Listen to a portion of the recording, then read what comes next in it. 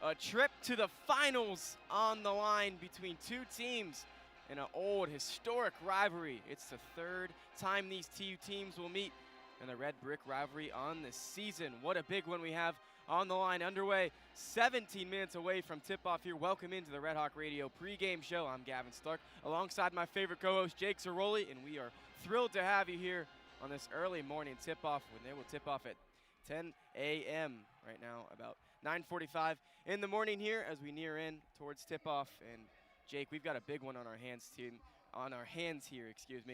and you know, a lot of great things have happened this weekend, but this one, tons of excitement in the air. What are your thoughts and predictions going in?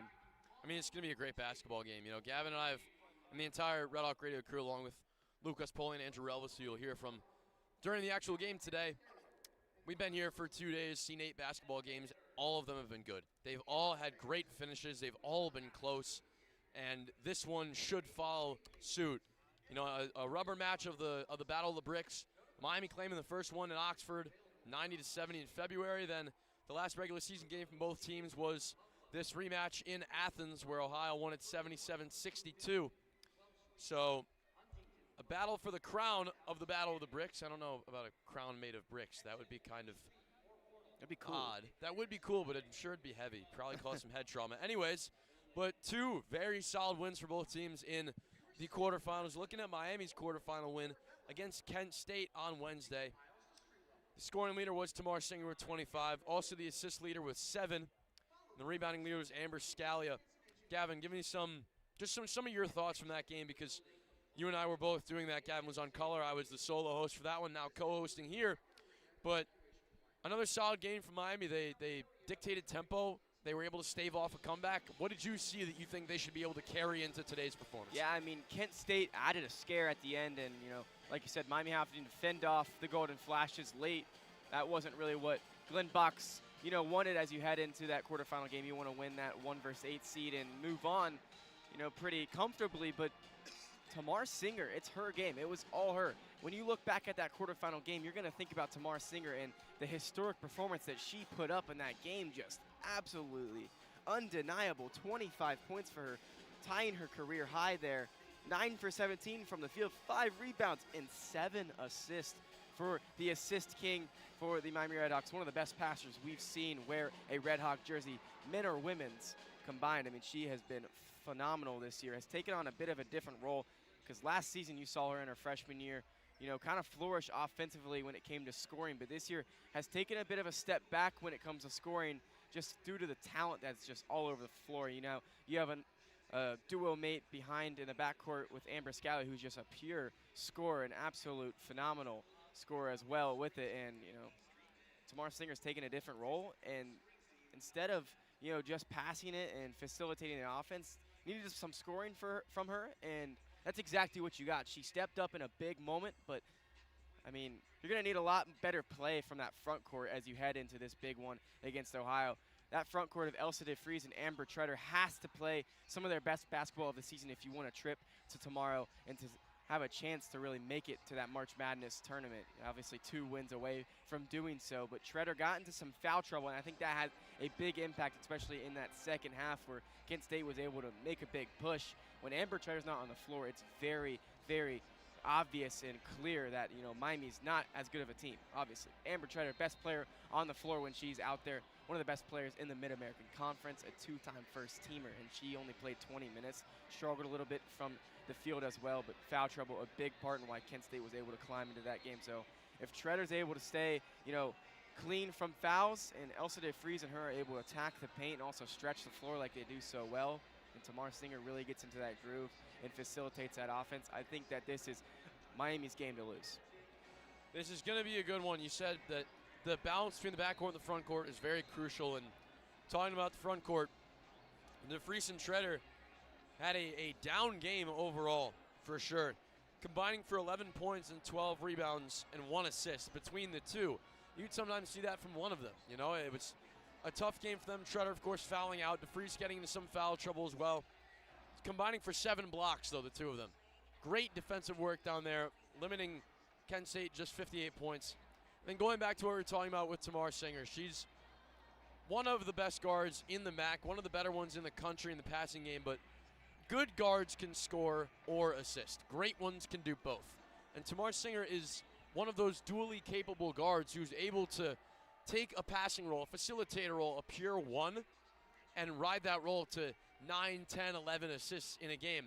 But you can also see her taking on a more volume score role, a 2 or maybe even a 1.5, combining the two. As we saw here, she had 25 points, but also adding 7 assists. The best guards can do both, and that is exactly what she is. She's one of the best in the country as an overall point guard. Miami was up 14 at halftime. Kent was able to draw it back, make it close in the end of the third, the early fourth. Made Miami sweat it out. Went down to some free throws at the end, but Miami prevailing by 7 in the end. And moving on to the semifinal game where they now face the Ohio Bobcats, who in their Wednesday game, a thriller against the Central Michigan Chippewas, in which they won it 89-88. A fantastic basketball game, a treat to watch. Take us through that one, Gavin. Yeah, I mean, what a game from start to finish, just back and forth. I mean, the best player in the Mid-American Conference, Maddie Morrison, out there on the floor, flourishing, had 23 points, but ultimately not enough for the Chippewas to pull away. And Ohio pulls off a little bit of an upset as the 5 seed takes down the 4 seed in Central Michigan and sets up a big one here. But Bailey Tabling, what a game from her. 33 points for the Bobcats, 3 assists and 2 rebounds as well. 5 3-pointers. She was 5 for 9 from beyond the arc, just an absolute flamethrower from the perimeter, and she was phenomenal and a huge part in that win for Ohio. I mean, there was times where Ohio really would struggle offensively, but give the ball to Bailey Tabling and she would make a play no matter what, whether that ball didn't touch another Ohio Bobcat hands throughout the entire offensive possession or not. Bailey Tabling found ways to score and was really just putting this Ohio team on her back at some parts of this game. And then throughout the game, Asia Baxter played phenomenal. 30 minutes, 14 points, 2 steals, 2 assists, and 3 rebounds as well to go with it. But a player that kind of floated under the radar is Ellie Garnett.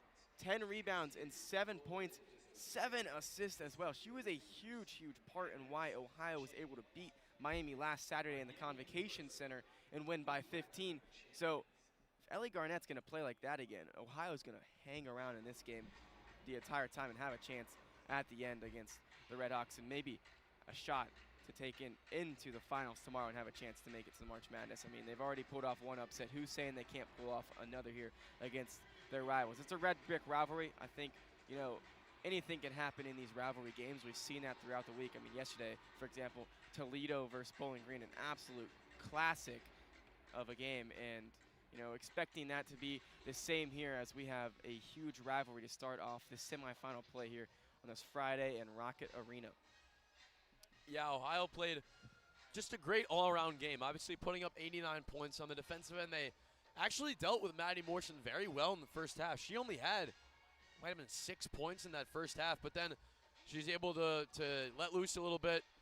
Central Michigan changed their game plan just to get her more space. She started to take over that second half, but by then it was too little, too late, and some crucial execution issues down the stretch were what separated things. There were some plays where Central Michigan's execution was just very poor, and there were a few times when there would be completely unguarded Bobcats in the restricted area, standing there with their hands up, waiting to lay one in. There was one where there was a series of possessions where there were 2 Bobcats all alone in the post, nobody there, and you wonder, it's a 1-point game.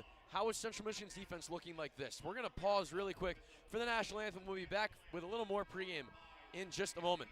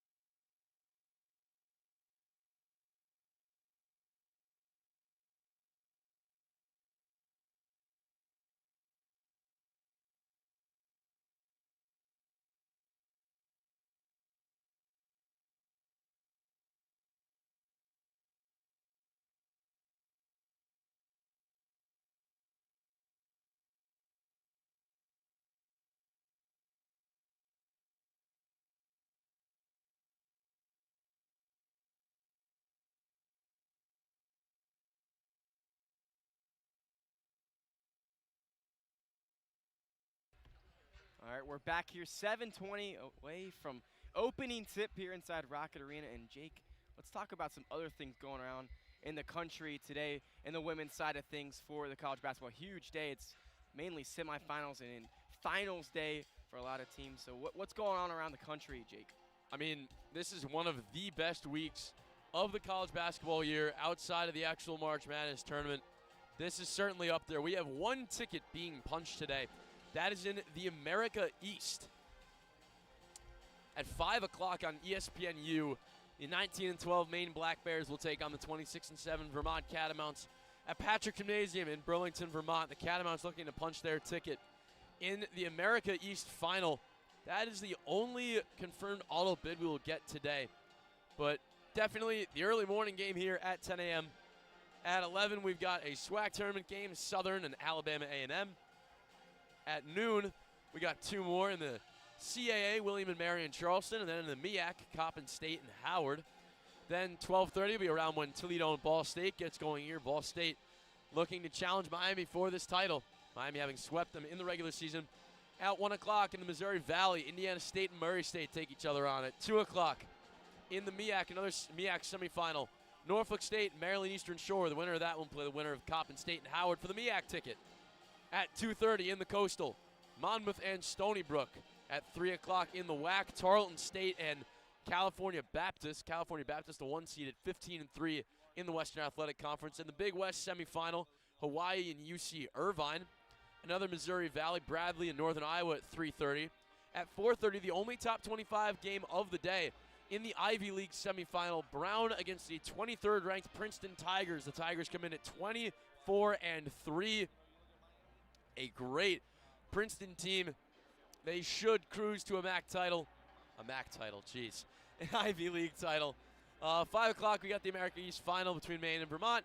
5:30, the WAC semifinal, UT Arlington and Abilene Christian. The Wildcats, the 1 seed, of course, went on that run in the men's tournament a few years ago. See if the women can do the same at 5:30. Again, we got two more at 5:30. In the SWAC semifinal, Arkansas, Pine Bluff, and Alabama State. And in the Big West semifinal, UC Davis and UC San Diego. At 6 o'clock in the Coastal, Hofstra and the Campbell Fighting Camels, one of the best logos in all college basketball. At 6:30, Liberty and Louisiana Tech in the Conference USA. At 7, another Missouri Valley, Evansville and Belmont. 7 o'clock, North Texas and Rice in the American. 7:30, the other Ivy League semifinal, Harvard and Columbia. The winner will play the winner of Brown and Princeton. 4 more. At 8:30, the final Coastal quarterfinal between Elon and the Dragons of Drexel. 9 o'clock in the Conference USA, Missouri State and Florida International. And then 2 at 9:30 to cap off the night, Drake and Illinois State in the last Missouri Valley quarterfinal. And in the other American semifinal, UTSA and East Carolina, the winner will take on the winner of North Texas and Rice. So a packed day of mid-major women's college basketball. It does not get much better than that. As the men's big tournaments ramp up on the other side, the women's will focus on mid-majors today with the America East ticket being punched at 5 o'clock. Yeah, none as good as the one we have in front of us, though. A red brick rivalry to start all things off here, college basketball today.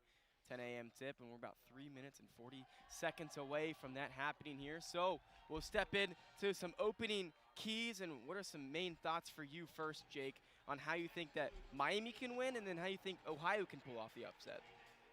For Miami, I keep hammering on this in my pre-games for the women, but their shot selection has got to get better. That's been a problem for them all throughout this season. Against Kent State, there were just some possessions where there would be rushing shots. They'd be forcing bad shots. And the keys in these kinds of games is to settle into your offense, because scheme-wise, Miami is probably the best team in the MAC.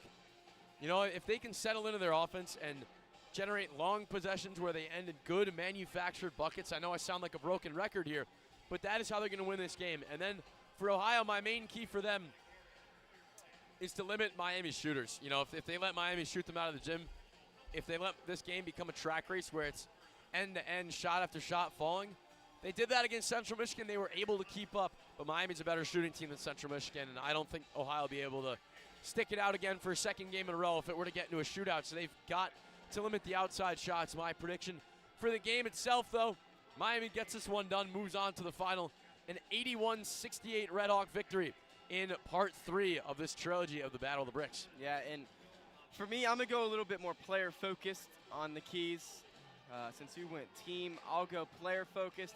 Amber Treader, the best player on the court, has to be the best player on the court today if Miami really wants to pull away with a big victory and punch their ticket into the finals. Obviously struggled last game, getting into some foul trouble. I think she's got to stay clean on the foul end. She usually plays about 35 minutes or plus. She's got to do that, play really well, and then her front court mate, Elsa De Vries, got to be really big in big moments, stretching the floor. She needs to knock down those shots when she gets those open looks in the corners where she loves to shoot them. And, Tamar Singer's got to facilitate well. Not too worried about that, though. She seems like she's playing her best basketball at the perfect time. And on the other end, Ellie Garnett's been playing phenomenal basketball. The reason that Ohio pulled off the upset last Saturday when these two teams collided for the final game of the regular season was Ellie Garnett. If she plays phenomenal alongside Bailey Tabling doing what she normally does, making her 71st career start at Ohio, if those two players can really step up, I think that this game is going to be close down late towards the crunch time, and Ohio can pull something off with some, big stops down late. So my final prediction, though, I think that Miami really plays well on the defensive end, and it translates to the offensive end. I'll go RedHawks 83, Ohio 71 here, and Miami pulls away in those final 10 minutes. It's going to be a good one. Under a minute to go before the game gets going. This will be all from myself, Jake Ceroli, and Gavin Stark. We'll kick it to Andrew Relvas and Luke Poley for the game. What a game this should be. Battle of the Bricks, Part 3. Strap in. We'll see you again at halftime.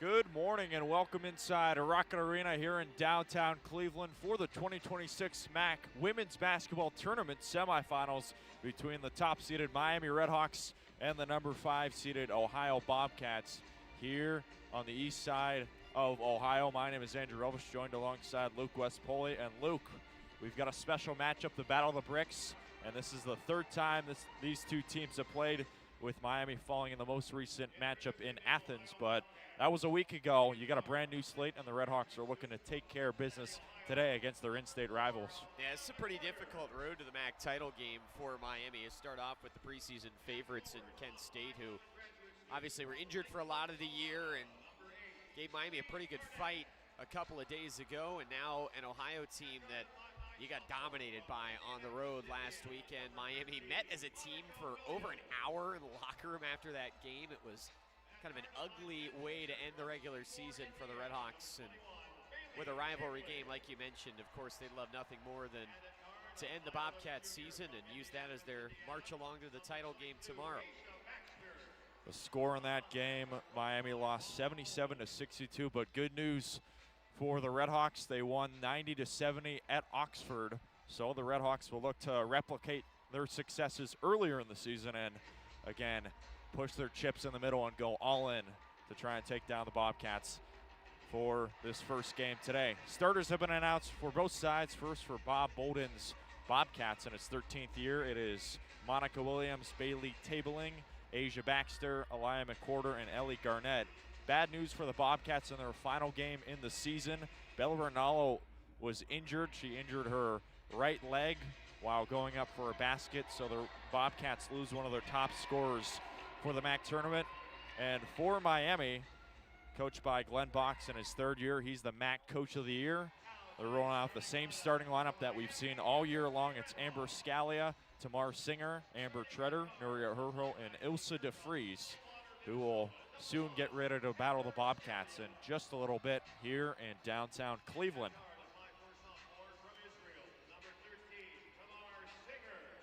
These two teams also have history in the MAC tournament. Miami overall is 2-1 against Ohio in Cleveland, and the most recent matchup was in 2019 where Ohio bested the RedHawks by a score of 74-48 to eventually make it to the finals. Last time the Miami RedHawks beat the Bobcats in Cleveland, it was in 2009 where Miami eventually made it to March Madness. So the RedHawks are hoping for that type of performance, and one where they really execute on all the fundamentals that Miami has done so well all season long. Next game after this, it's Ball State versus Toledo. That should be an interesting matchup. Toledo was in the semifinals last year along with Ball State, so both those two squads have a lot of tournament experience in the MAC, and we'll see what happens after this, but a huge one between Miami and Ohio, and we're so glad you could join us here Friday morning in downtown Cleveland. Both sides taking the court. The Bobcats are wearing their road blacks with Ohio green across the chest with the black and green shorts, and meanwhile Miami, the home whites with Miami across the chest and the white shorts with the red stripes. All set to go. Thanks again for joining us and spending your Friday morning with us here in Cleveland. Miami coming in with a record of 26-6 overall, 16-2 in the MAC. They had a share of the MAC regular season title, and for the Bobcats, 18-12 overall. The tip is up, won by Miami, and the RedHawks will work it from right to left.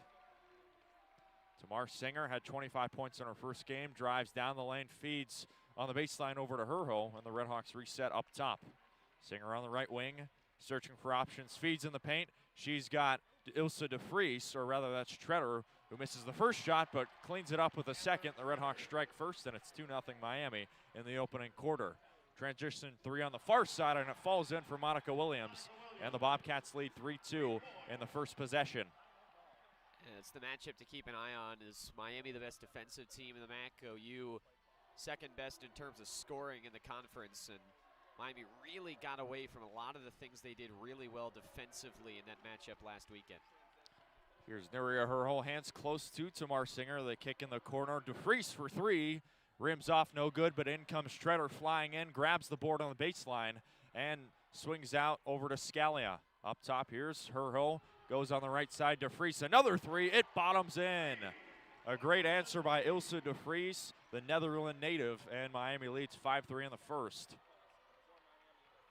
In the paint, working the other way. Righty layup comes up short for the Bobcats. And back the other way, here comes Miami.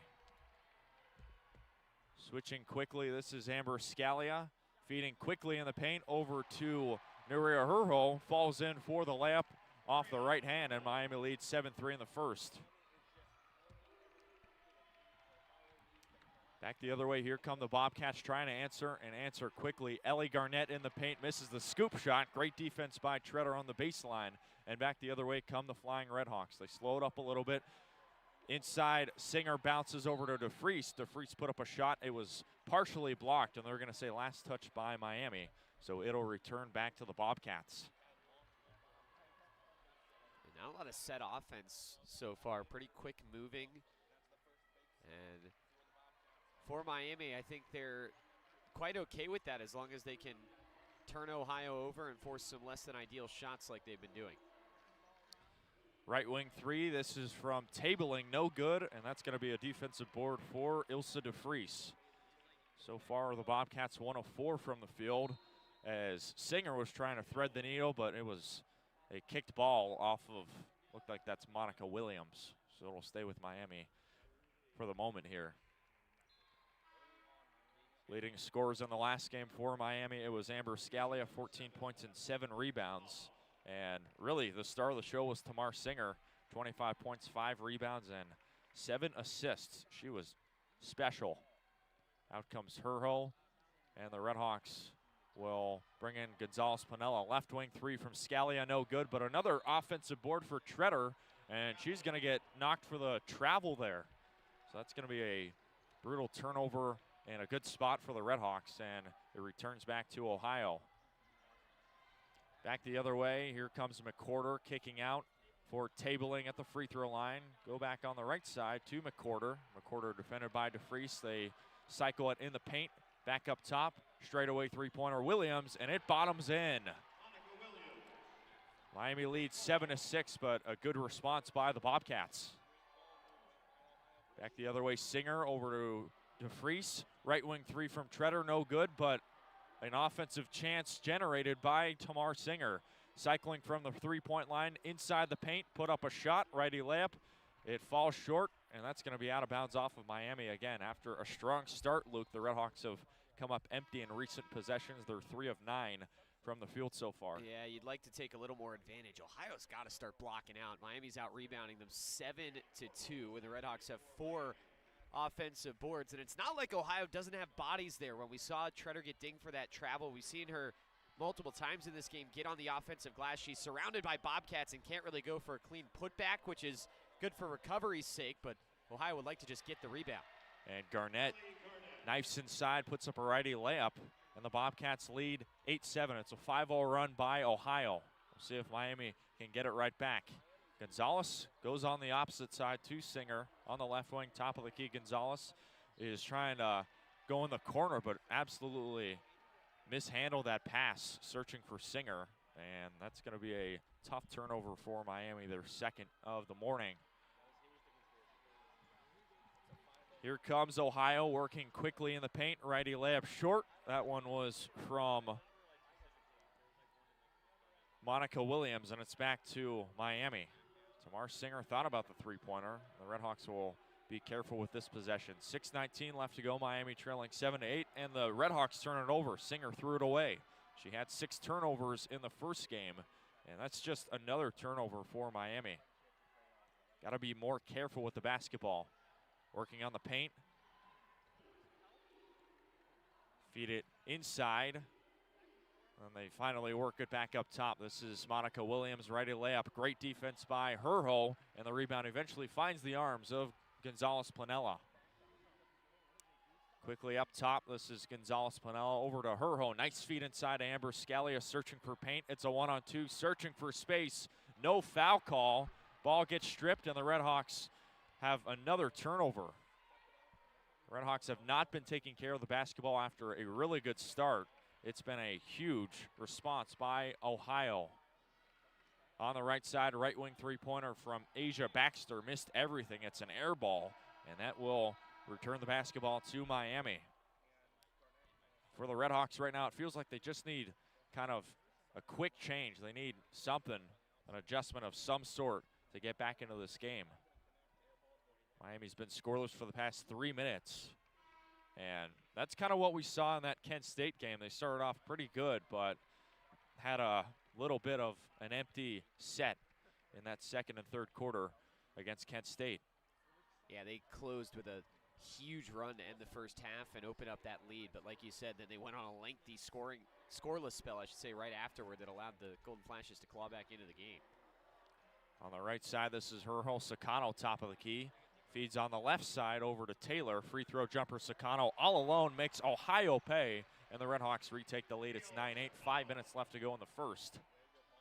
It's 6 games in a row with points now for Sakano, who's been playing more of late. First time she's done that this year. And Ohio airmails a pass. That was Riri Jennings, the freshman, searching for a Bobcat in the corner, and that will take us to our first media timeout of the first quarter. So far, both sides trading blows. Miami leading 9-8, 4:53 left to go in the opening quarter. We'll be right back here in downtown Cleveland. Stay with us on Red Hawk Radio.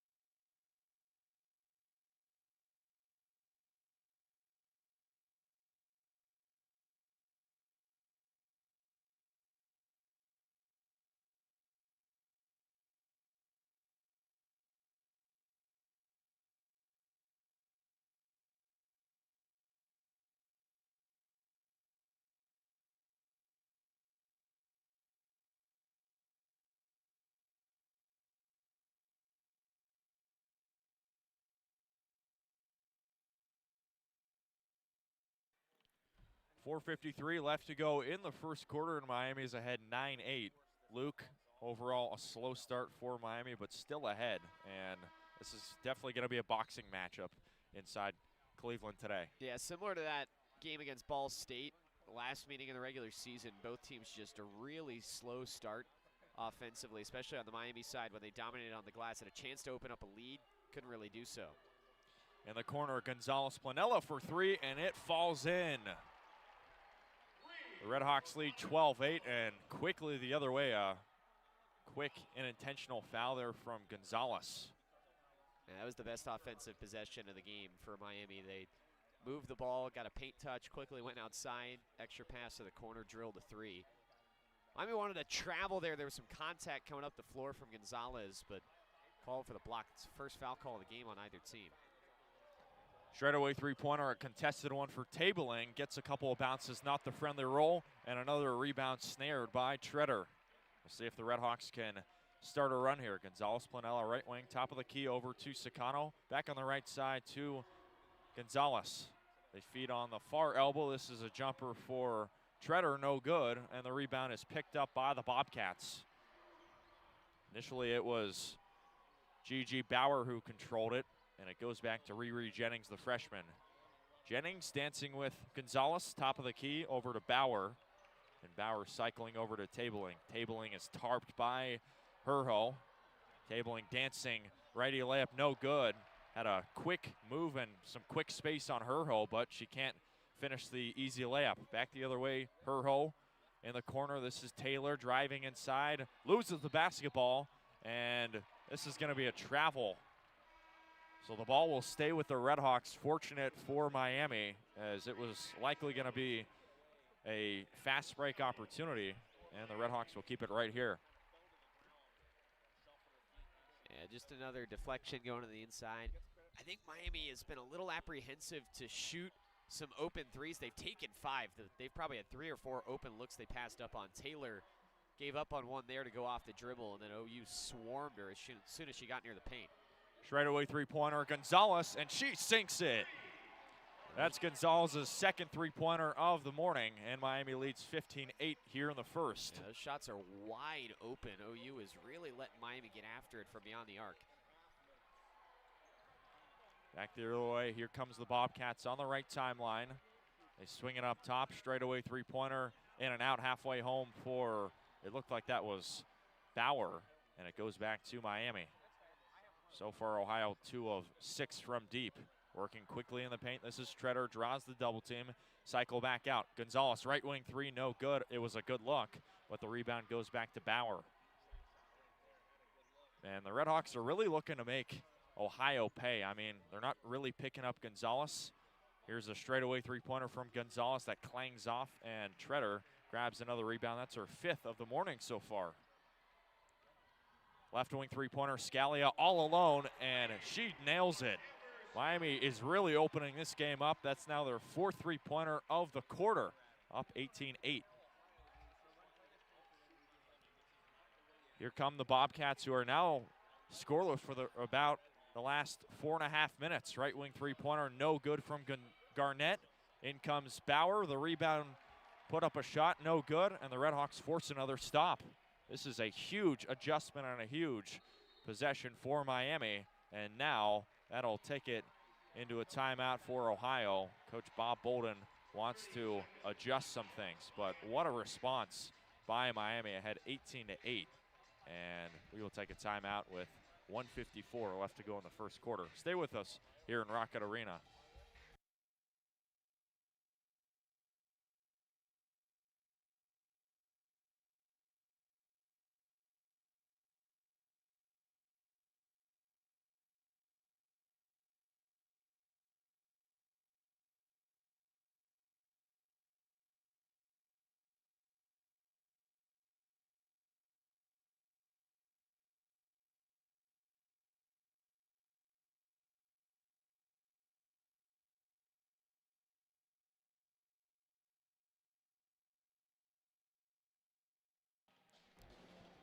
.154 left to go in the first quarter. Miami up 10, and they're looking to continue keeping this momentum rolling. It's Tamar Singer Receiving the inbound, gives over Scalia, back to Singer, and they go on the right side over to Herho. Feeding in the paint, this is Treader, draws the 1-on-2.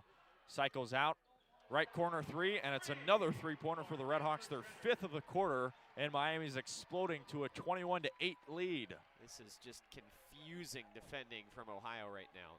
It's a 14-0 run by Miami in the last 5 minutes. This is a type of run that can get your hopes to advance quashed. And quickly the other way, this is going to be a foul on Gonzalez Planella. That's her second. And the RedHawks will bring Macy Taylor back in. And this will be a shooting foul. So Tabling will be at the free throw line to try and give Ohio some much needed points, and she misses the first free throw. We were just talking about it during the break, but the way Miami defends and then the way they also shoot the 3-ball 1 through 5 for Ohio, if you're going to back off on shooters like that, Miami is going to crush you from beyond the three-point line like they have so far. Tabling splits the trip, and the score Miami 29 and Ohio 9. And here come the RedHawks. Final 92 seconds of the quarter. Miami looking to finish really strong. Tamar Singer nearly threw this pass away, tipped by a couple of Bobcats. They cycle over on the left side. Scalia has it, goes up top. This is Nuria Herho, straight away. Gives close to Scalia on the left side. Four-corner three-pointer for Singer. Missed everything. That's the first bad miss for Miami from deep, and it's back to the Bobcats. Yeah, first time OU really closed out. Singer couldn't get a good shot away. That was short because there was a hand in her face, would have been blocked. And Scully lost the basketball, taken away by Taylor. RedHawks will look to take care of this possession. In the far corner, this is Scalia, gives up top over to Herho. Herho dancing near the free throw line, lost her balance and the basketball. It's a one-on-one chance for the Bobcats, and Bailey Tabling finishes with the deuce, and it's now 21-11. And unfortunate, another line ball turnover. 6 turnovers in the first quarter for Miami, but that was the first field goal in over 6 minutes for Ohio. Right wing three-pointer to Freeze, and she sinks it. That's the 6th three-pointer of the quarter for the RedHawks. They're up 13 in the first. Final possession likely of the first quarter. A left-handed layup falls in for Scully, and it's 24-13. Now this will be the final possession. See if Miami can end this one with a bang. On the right side, Scalia dancing down the lane, trying to feed it to someone in the corner, but no one was there. Last touch by Ohio. It'll be Miami basketball, 1.7 left. And we'll see what Miami decides to do here. Treader's coming in, so likely could see a quick pass to Treader inside the paint or to DeFries. Scalia on the baseline, and DeFries mows over a Bobcat. Looks like this potentially might be a, no, they're gonna call us a charge. No blocking foul, and it will return back to the Bobcats, 1.6 left in the quarter. Tough break there for the RedHawks, but you're up by 11, 1.6 left. We'll see if Ohio can get a prayer to end the quarter.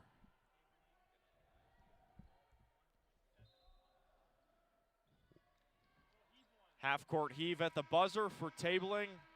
Falls off, and that will end the first quarter for Miami. But what a start for the RedHawks. They come out exploding here in Cleveland, ahead 24-13, and Miami ends the quarter going on a 16-3 run after the first 10 minutes. An amazing start for Miami, and we will take a break and return back to Rocket Arena here in downtown Cleveland for the second quarter in the MAC tournament semifinals between Miami and Ohio here on Red Hawk Radio.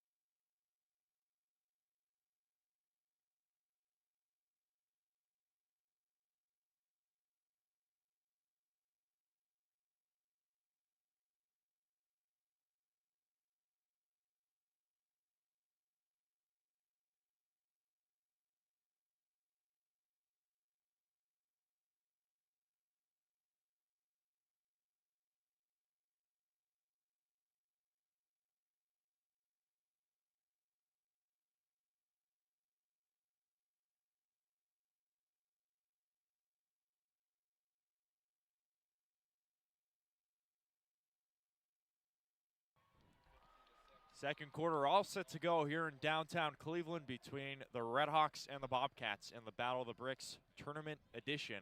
Miami ahead 24-13. Andrew Relvas alongside Lucas Poley. Thanks again for joining us. And Miami, overall a really amazing start. They're shooting 6 of 11 from deep, and they have really dominated Ohio in the first 10 minutes. Ohio will have the basketball on the right timeline, working quickly as they try and find an answer. Bailey tabling, lost Macy Taylor, or rather that's Amber Treader. Her shot from the three-point line falls up short. Battle for the board on the floor. Possession will stay with Miami, and the RedHawks force an opening stop. It's a matchup to keep an eye on when Miami goes with a lineup like this. If Amber Treader is going to guard Bailey tabling, that's arguably the two best players on the floor, but you can see the speed off the dribble for tabling can open up some space. In the paint, Treader, right-handed layup, no, but a foul will be called. So that'll stop the clock at 9:31. And the Bobcats really, I think Miami can really dominate them, especially on the front court. I mean, this OU team, it's guard savvy. And now we'll see Treader at the free throw line. First one for her with the right hand. It falls in. And Miami leads 25-13.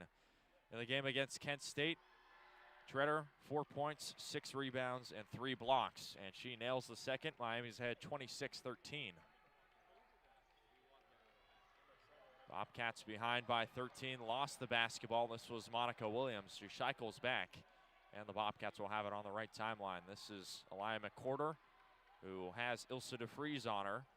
Driving down the lane, righty layup. Nice defense by DeFries. A stop for the RedHawks. And here comes Tamar Singer thundering down the lane. Feet in the corner. This is Herhel dancing. She'll cycle back on the right side over to Singer. Gives over Herhel. Top of the key to DeFries. The left wing three-pointer for Scalia. Bounces off on the right side. No good. And it's back to the Bobcats. Really good ball movement for Miami. And here comes Ohio the other way. In the paint, a corkscrew layup falls in for Asia Baxter, and it's 26-15 in the second. Transition three-pointer to DeFries. It's good. 7th three-pointer of the game for Miami, and they're up by 14. RedHawks have really made Ohio pay from deep, and they're looking to continue to keep their pedal on the gas today. On the right side, three-pointer no good from Monica Williams. And got a stoppage of some sort. Clock will stop at 18:12. It's Miami 29, Ohio 15. And Bob Bolden making a few substitutions. Looks like it's Ellie Garnett coming in along with Bailey Tabling. And Garnett in our last game, 7 points, 10 rebounds, and 7 assists. That's a player likely in this game you got to get going if you want to win this one. I mean, she can really impose her presence on the front court. Here comes OU. Asia Baxter on the right wing, draws the double team. It's Gonzalez and Scalia in a trap, maybe a travel. They don't call it, and they go back on the left side over to Ohio. Down the lane, this is a lefty layup, comes up short, in and out from the Bobcats, and this will be a out-of-bounds turnover. That was Monica Williams. So it's back to Miami. And OU to start, they're 1 of 5 in their last 5. So like Miami in that first quarter, a slow start. Now Ohio is starting out the quarter slow. And the RedHawks will inbound it on the far side. This is Nuria Herho. And she bounces on the left side over to Singer. Yeah, Ohio's only had 2 field goals in about the last 9 minutes nearly of game time. Turnover from Scalia, taken away by Garnett. And it's back to the Bobcats. Top of the key, and nearly another turnover forced by Miami. Tamar Singer came out, exploded out of a cannon, and almost potentially had a fast break opportunity. Ellie Garnett inbounding, and she gives up top. McCorder cycling over, left wing three-pointer, no. Ball was pinballing. They're going to say last touch by Miami, and they change it quickly. So that three-pointer no good from Bauer, and it'll go back to the RedHawks. 7:25 left to go.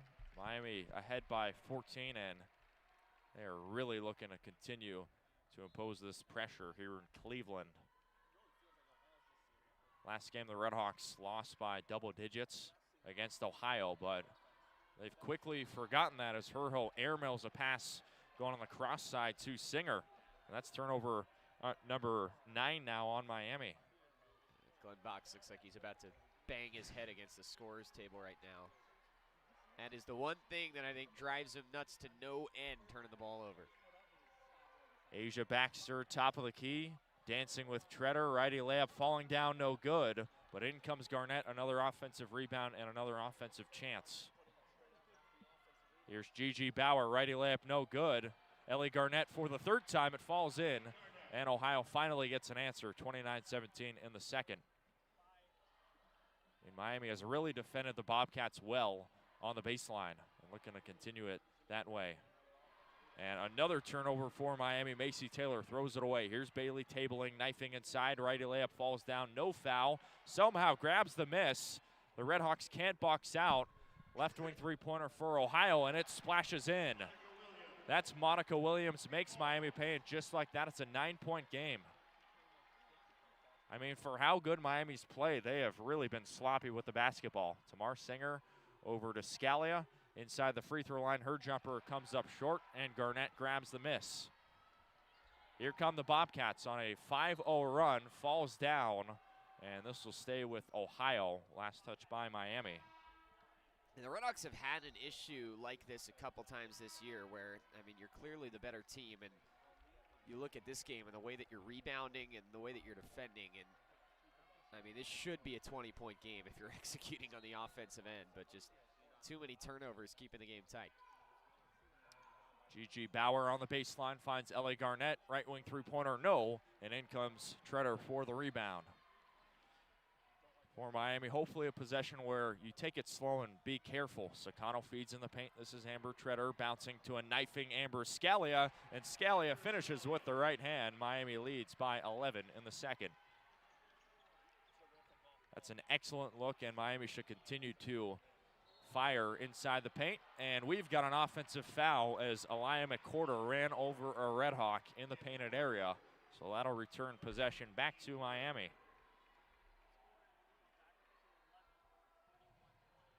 5:42 left to go in the second. Approaching a media timeout soon with Miami ahead 31-20. RedHawks so far shooting 2 of 4 from the floor in this quarter. In the paint, this is Amber Treader with Ellie Garnett. Amber Scalia, righty layup, counted and the foul. That's 4 straight points for Scalia. Has a chance to go to the free throw line for 5. And Miami's ahead 33-20 in the second.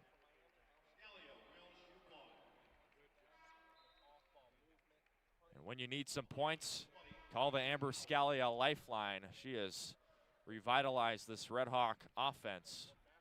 Back to 13 points. Second free throw trip of the morning for the RedHawks. Scalia with the right hand, it falls in, and Miami's ahead 34-20.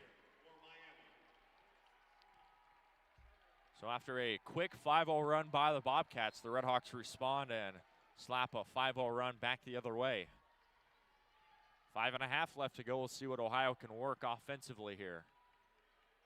McCorder dribbling with the right hand, cycles over on the opposite side over to Riri Jennings. Jennings against Sakano, puts on the brakes and goes back on the wing to McCorder. McCorder dancing in the lane, cycles over, stolen away by Gonzalez, and here come the racing RedHawks. Flying down the court, Gonzalez puts on the brakes and cycles back from the baseline. Bouncer in the paint, here's Treader, righty layup, it's good again. The RedHawks have been relentless in the paint, and they're ahead by 16 now. It's a 7-0 run by Miami. Under 5 left to play in the paint. Comes up short for the Bobcats, and back the other way are the RedHawks.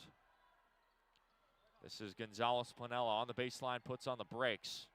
The RedHawks reset. 4.5 left to go here in the half. Herho, nice ball movement here by Miami, cycling it over on the left side. Here's Herho, searching for someone. Shot clock winding down, searching to thread the needle to Gonzalez Planella, and Miami will take a timeout with 2 seconds left on the timer and 4:12 left to go here in the quarter. We'll take a quick break inside Rocket Arena and be right back in the Battle of the Bricks here between Miami and Ohio, up by 16.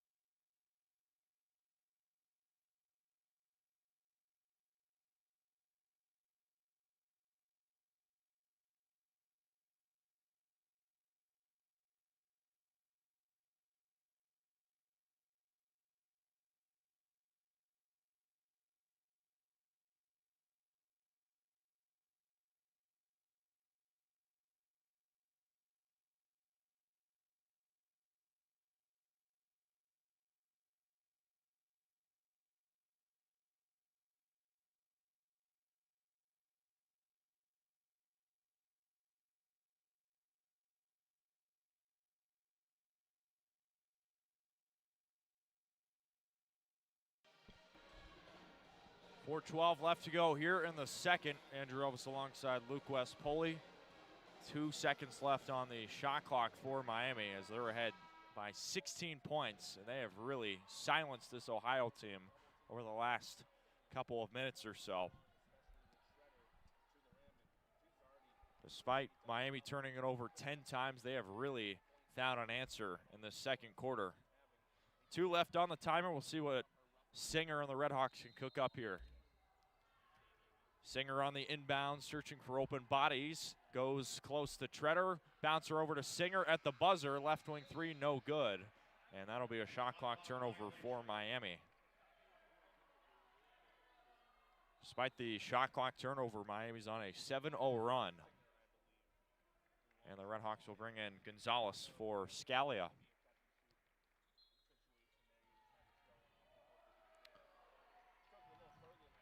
Zone employed initially by Miami before Ohio works it across the front court. They're behind by 16 and they need an answer quickly. Feeding in the paint, this is a beautiful dish from Bailey Tabling. Able to find Antonisha Moultrie, and that's a big answer by the Bobcats, now down by 14. Near corner three-pointer, yes for Gonzalez Planella, their 8th of the game, and the RedHawks are up by 17. The RedHawks have been explosive from deep. Another pass in the paint over to Garnett. They cycle over, right wing three from Bauer, no good. And Herho cleans it up with the rebound. Here comes the RedHawks with Amber Treader, top of the key, goes on the right side over to Herho, and cycling over to Gonzalez. All alone, Singer makes Ohio pay again. That's back-to-back three-pointers for the RedHawks. They're up 42-22 in the second. I mean, Luke, this is turning into a Miami massacre here in this first half. 2:58 left to go. Here is McCorder searching for space. Treader not letting anything in. They go back on the right side from Tabling. Her right wing three-pointer falls short, but a foul on the floor. This is going to be on Herho as Garnett took a tough tumble on the hardwood there. Yeah, Glenn Box doesn't love the call, but like you said, I mean, you're just seeing the cat and mouse game you have to play if you're Bob Bolden against this Miami team. Ohio doesn't really defend the three-point line. Miami opens up a lead because of it. They start defending the three-point line, and they were just getting bullied inside. Had to pack it in again, and then Miami hits back-to-back threes, and they're now up 20. I mean, this team is just extremely tough to defend. Garnett, right wing three for an answer, no. The rebound goes back to the Bobcats, left wing three, in and out. Another offensive rebound. That's probably the one thing that Miami's struggling with. Singer has it, working on the fast break, and Treader goes back up top to Gonzalez.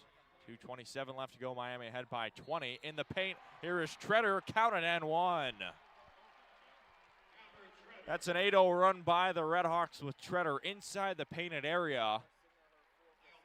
And Miami's ahead 44-22 with the three-point play coming up. This is a RedHawk avalanche in the second quarter. They're outscoring Ohio 20-9.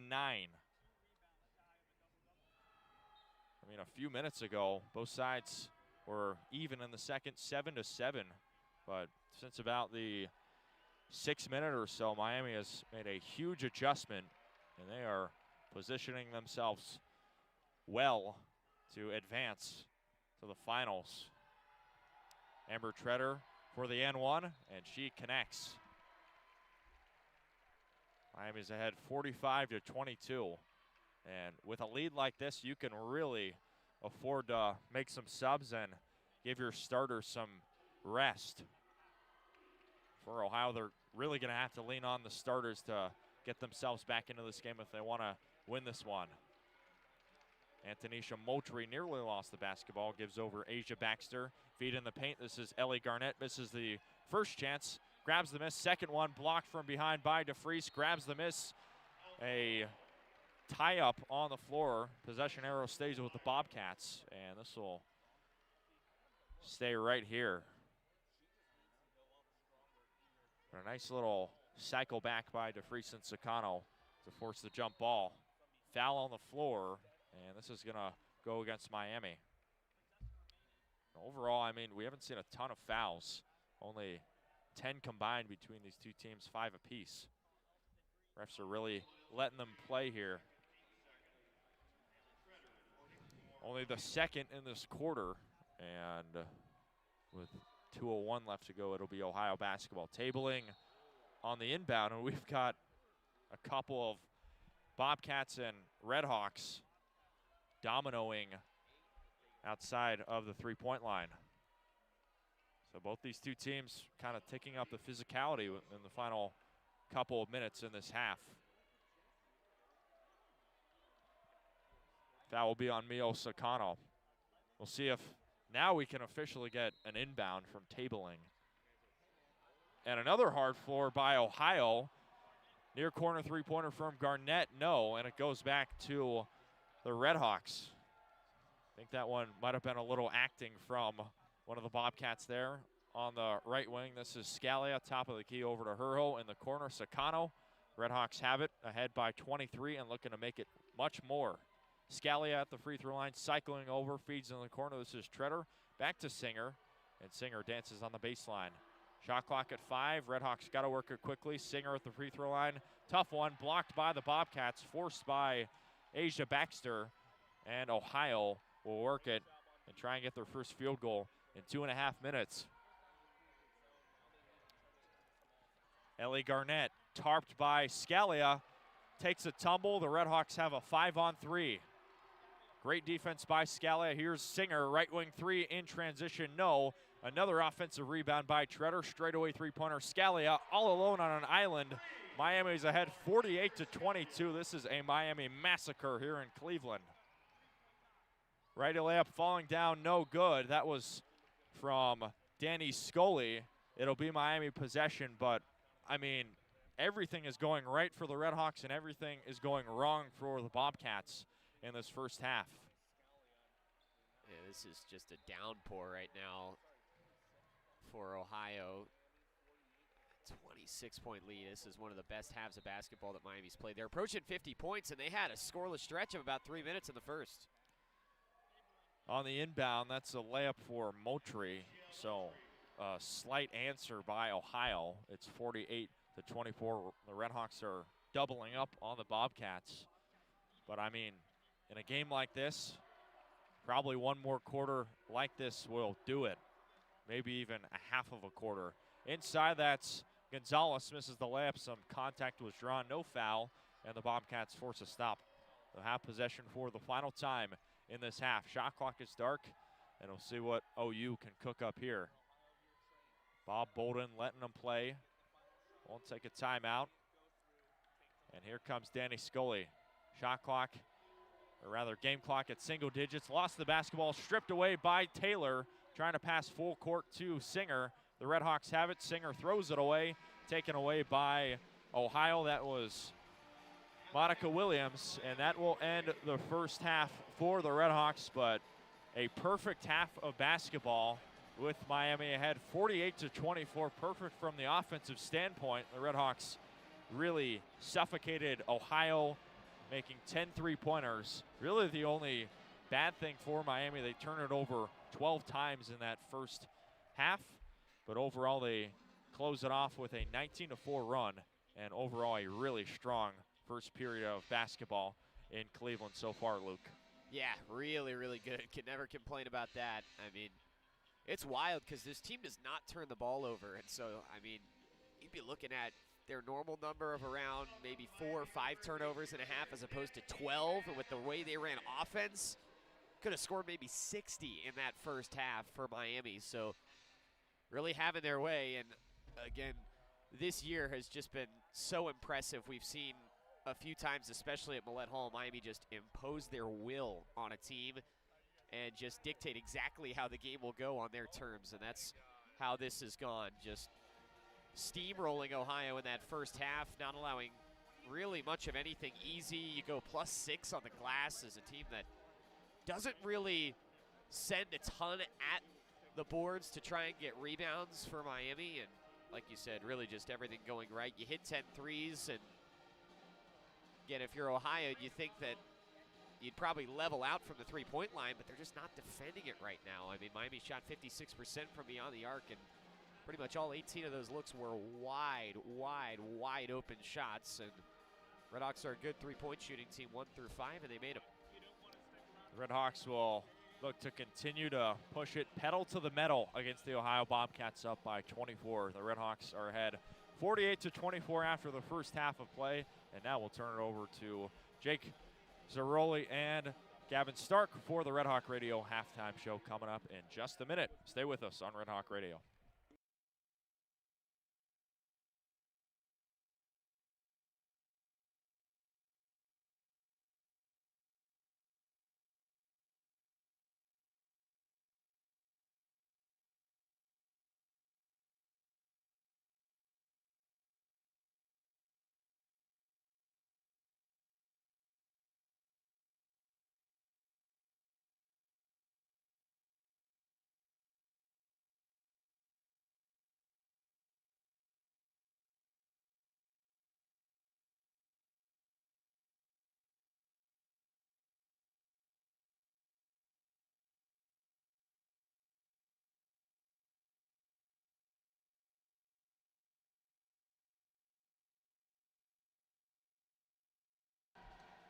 Halftime here inside of Rocket Arena. Gavin Stark alongside Jake Zaroli giving you the halftime report. Just about 12 minutes and 20 seconds away from the second half getting back underway as the RedHawks right now pummeling Ohio 48-24. They have doubled the amount that Ohio has on the board right now, and everything going right for the most part for Miami, as they have just dominated from the start of this game, and now going into the second half have a large lead, and they've got to feel pretty comfortable here, Jake.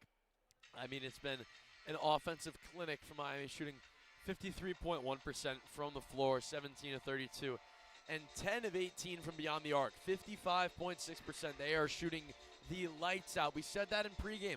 If Ohio lets Miami get open shots, if they let them turn this into a track race where it's shot after shot falling, they're going to get run out of this gym quickly. And that's exactly what's happened. Miami has taken a chokehold on this game, and they look to not let it go until that clock hits triple zeros. Yeah, and some stats real quick for both teams. We'll start with Miami. Amber Scalia with 11, 4 for 8 from the field, 2 for 4 from the three. 3 rebounds and an assist on 14 minutes. Tamar Singer, a little bit quieter of a day when it comes to scoring comparatively to Wednesday's game, but she has been all over the court, making great passes. She's got 3 points, 4 rebounds, and 4 assists. Has a few offensive rebounds as well to go with it. Amber Treader has been brilliant. 12 points, 4 for 7 from the field, 9 rebounds and 3 assists with a block on 16 minutes. And Nuria Herho, who's played the most minutes on the floor so far for the RedHawks, 2 points, 4 rebounds, 4 assists on 19 minutes played. And then Elsa DeFries, 9 points, 3 for 4 from the three-point line. All of her shots going down from 3 but 1, and 2 rebounds as well to go with it. And at the bottom of the stat sheet, it's Clara Gonzalez-Planello with 9 points off the bench, 3 for 4 from the three-point line as well. Just an unbelievable showing from beyond the arc so far for the RedHawks. 10 for 18 as they head into the break, 55.6% from beyond the arc. They're also perfect from the free throw, just shooting 4 of them, but still, perfect is perfect. And every shot they've taken from the charity stripe has gone in. And on the other end for Ohio, Monica Williams leads the way with 9 points, 3 for 8 from the field. All of her shots going from beyond the arc as well, 3 for 4 from the three-point line. Bailey Tabling has kind of been put in a little bit of a box when it comes to scoring. 1 for 7 from the field, coming off of a 33-point game, just 3 points at the half here. 2 rebounds, 3 assists, does have 2 steals as well. And Asia Baxter struggling as well from the field, 1 for 4, excuse me, from the field, 2 points, a rebound and an assist as well. So overall, I mean, not many things going right for Ohio so far, but Jake, what has Miami's defense done so well in that first half just to limit a great offense in Ohio to 24 points? Well, on the perimeter, they've been stifling. They really have. Only 10 of 42 from the floor. You know, Ohio having taken 10 more shots as they have 24 less points tells you everything they need to know. These shots are forced. They're not taking good shots because Miami's not giving them good shots. They're forcing them into bad shots. They're not letting them manufacture buckets, getting into low shot clock situations where they got to throw something up. They're low percentage shots that they're hoping will go in. It's great perimeter defense. And then on the interior, it's been very good as well from Shredder and DeFries, both with a block for Miami. They've both been very, very solid down there, limiting their forwards. Ellie Garnett only with 4 points. Danny Scully only with 2. Only 6 points combined from the 2 Ohio forwards. We talked about Bailey Tabling. Only 3 points in that first half after having 33 against Central Michigan. The difference is today she's getting put in the classic Tamar Singer torture chamber. She is not letting her go anywhere. Tamar Singer's been on her like a glove. And that's, again, we're talking about perimeter defense. Tamar Singer has been terrific. The All-MAC defensive team selection for Miami, as well as the All-MAC third-teamer. She's been great today. On the offensive end, she isn't putting up 25 like she did against Kent State, but 4 rebounds and 4 assists, making her impact somewhere else and putting Bailey Tabling in a military-grade freezer. And that's been what's really important, is players that can do it on both sides of the ball. And we talked about how good Miami has been offensively today, but on the defensive side, limiting Ohio to just 24 points when they average 75 a game. Their field goal percentage being just 23.8 when they average 40.5. 3 of 18 from beyond the arc. That's 1 of every 6, 16.7. And all 3 of those made threes have come from the same player, Monica Williams. She's 3 of 4.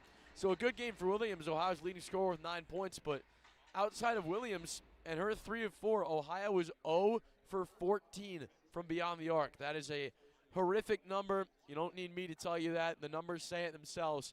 But Miami's defense has been stifling.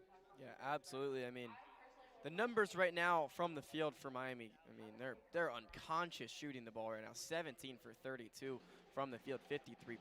10 for 18, 55.6%.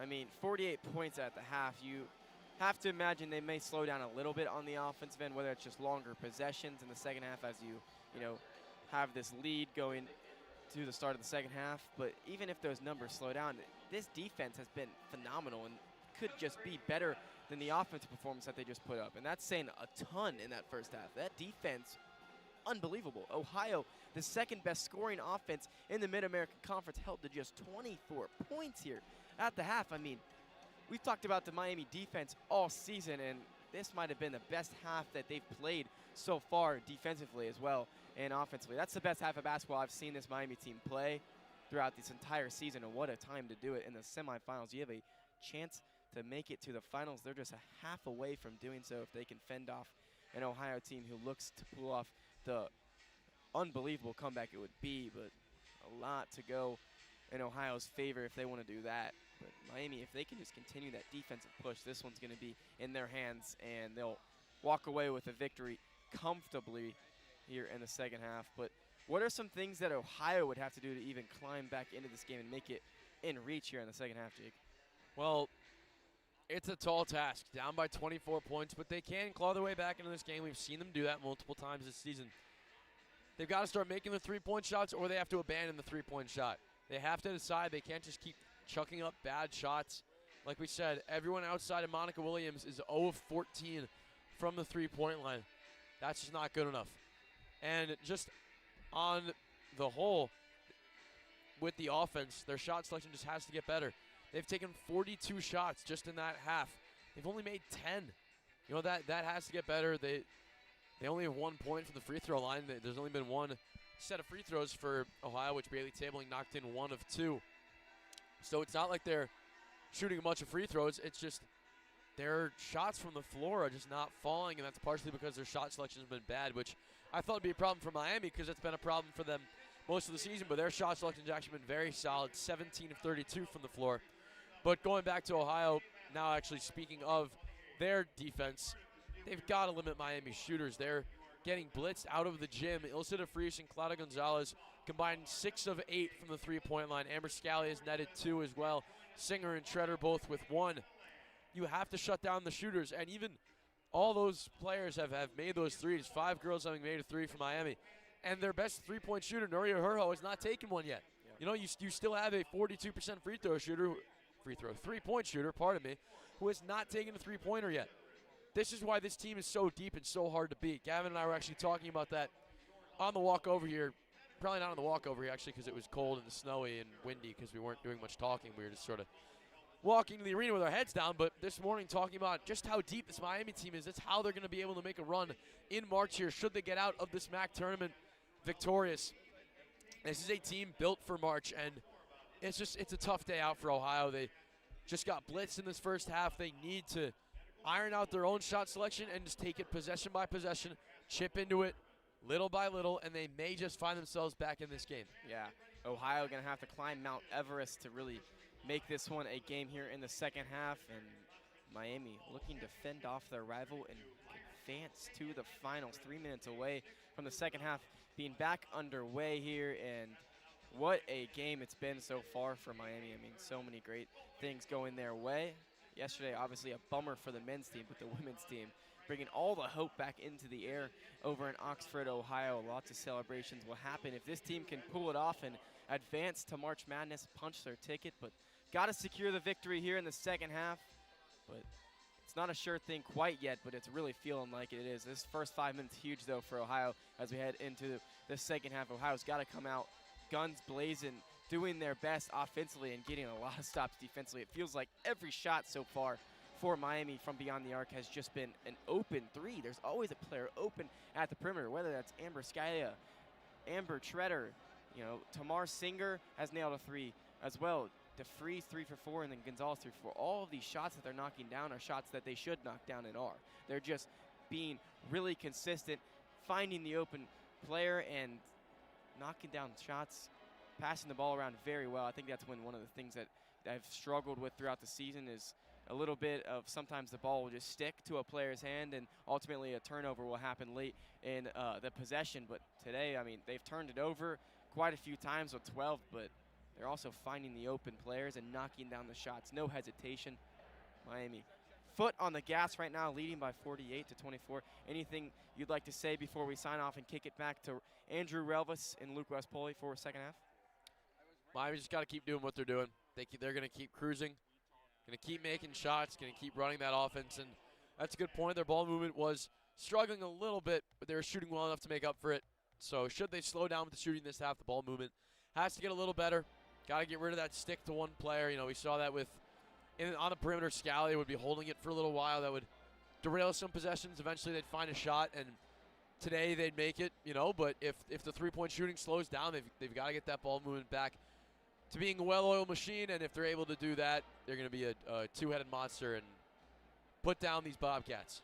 Hard to find anything where Miami's really struggled in this one. They lead by 24 here as we head into the second half. Can Miami punch their ticket into the finals and just be one game away from making it to the tournament?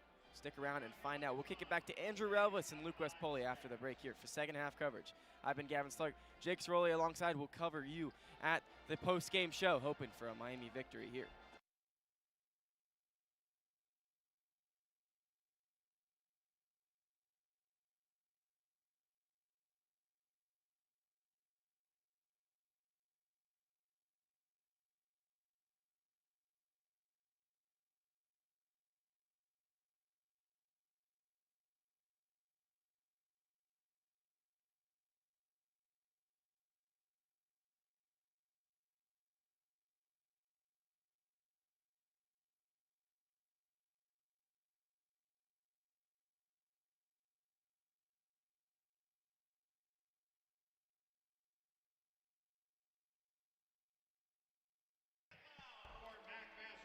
All set to go for second half action between the Bobcats and the RedHawks here in Rocket Arena in the 2026 MAC Women's Basketball Tournament semifinals.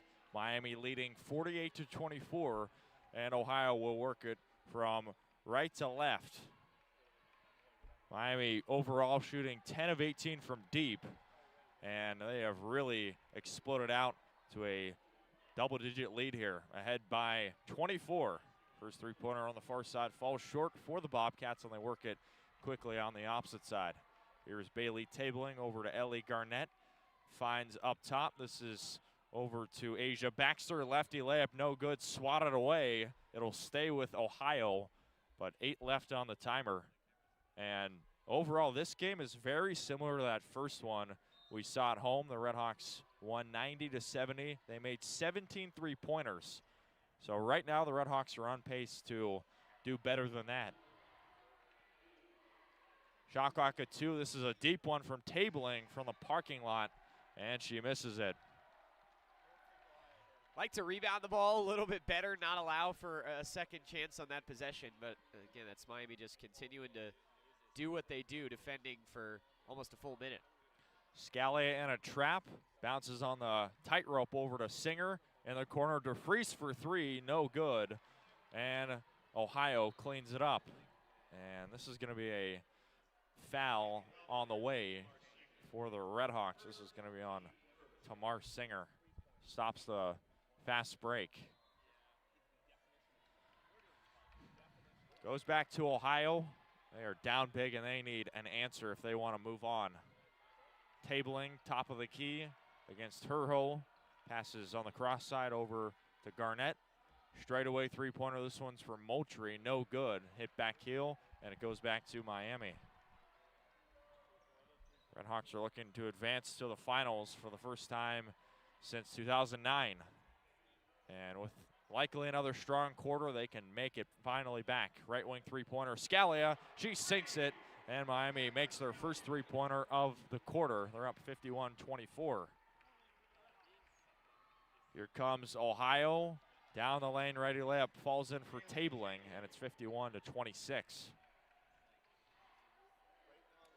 So the RedHawks are really looking to turn this one into a track meet. Here comes Scalia, drew a ton of contact, misses the close layup, no foul, and it goes back to Asia Baxter.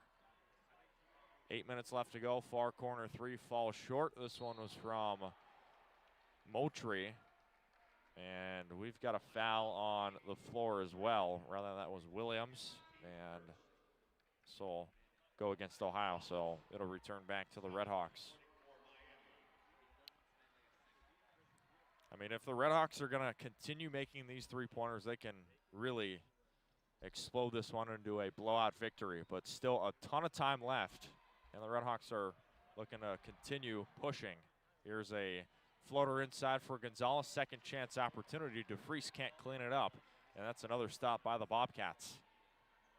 Monica Williams driving down the lane. Righty layup falls in. And that's 4 quick points by Ohio. Floater over the top from Singer. And no one was there. I mean, Luke, a lot of these turnovers are just head scratchers. Yeah, unforced. That's another one. And Miami's got to be careful here. If you're looking at something like a 10-point lead, you just play your game. You play it out normally. But when you're up by 25, I'm not sure I love trying to push the ball as much as the RedHawks are. Even though it's still early, take a little more time on each possession. Garnett, right wing three, no good. Scalia rose up, and she was hit hard in the back by, it looked like Garnett and another Bobcat. So this will be against Ohio. Yeah, I completely agree. You know, you got the clock here. It's your friend. Make sure to use it. And we'll see if Glenn Box wants to get this team to kind of extend some possessions into the single digits on the shot clock. Scalia is down, and she's got now 5 RedHawks around her. I think she's tying up her shoes. Okay. It's taking a little while down there, though. It's good to see. So she's up on her 2 feet, moving fine, and looks like she's going to sub out. Either way, it'll stay with the RedHawks here, ahead by 23. 4th time the RedHawks and the Bobcats have met up in Cleveland. Miami leading that series 2-1, looking to improve to 3-1. In the corner, Herho trying to thread the needle over to DeFries, but it was tipped out of bounds off of Ohio, and they're actually going to call this a turnover on Miami. So another turnover by the RedHawks. That's back-to-back. RedHawks employing a mini press here with Sakano and Singer before finally move off a little bit. Garnett nearly turned it over, and she does. Stolen away by Gonzalez. It's a 1-on-2, and Gonzalez gets the scoop and score to fall in. The RedHawks are up 53-28 in the third. Garnett around the back over to McWhorter. McWhorter down the lane, blocked partially by DeFries. The RedHawks force another stop in the painted area. 6:30 left to go. Miami is ahead by 25. So far so good here in this third quarter. 13 left on the shot clock. A jumper just outside of the free throw line, in and out. Didn't get the friendly roll, and it returns back to the Bobcats. Ohio's 1 for the last 4 now, 1 for the last 5 with a missed three-pointer from Tabling on the far wing. Here comes Herho over to Singer. Feet up top, DeFries. Back to Herho, near elbow jumper, no good. A little short on the right side, and the rebound is cleared by Baxter.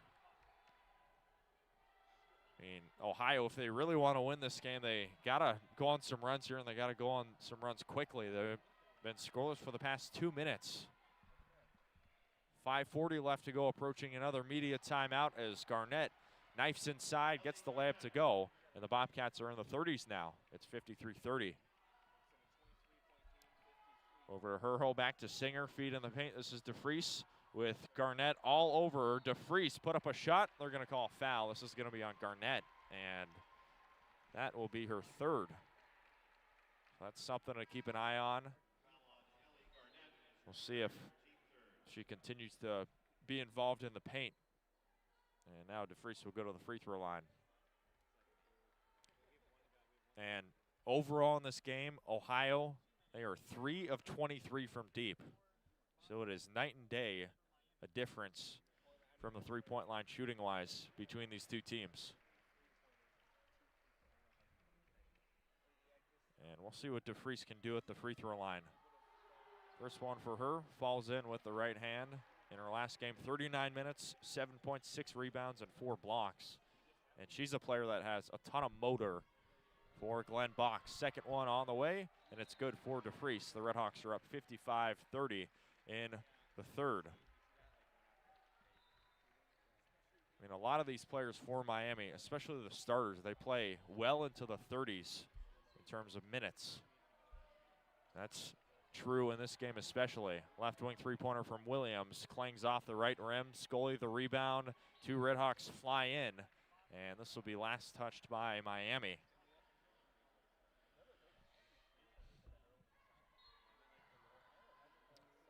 RedHawks are hoping for their second win on the season against Ohio. Garnett in the paint gets the layup to go. And the lead for Miami is trimmed a little bit to 23. For the RedHawks right now, out-rebounding Ohio as well, 33-28. And overall Miami, they're 12th in the MAC in rebounding. So to win the rebounding battle like this, it's a great omen here. Shot clock at 10, Treader in the paint, goes over Singer, far corner 3, Sakano. It was a good look, she missed it though. Loose ball on the floor. And it'll stay with Miami as Coach Box took a timeout, and the RedHawks will have a fresh timer. And now we'll take immediate timeout. 4:38 left to go here in the third. The RedHawks continuing to cruise against Ohio, up 55-32 here in Cleveland.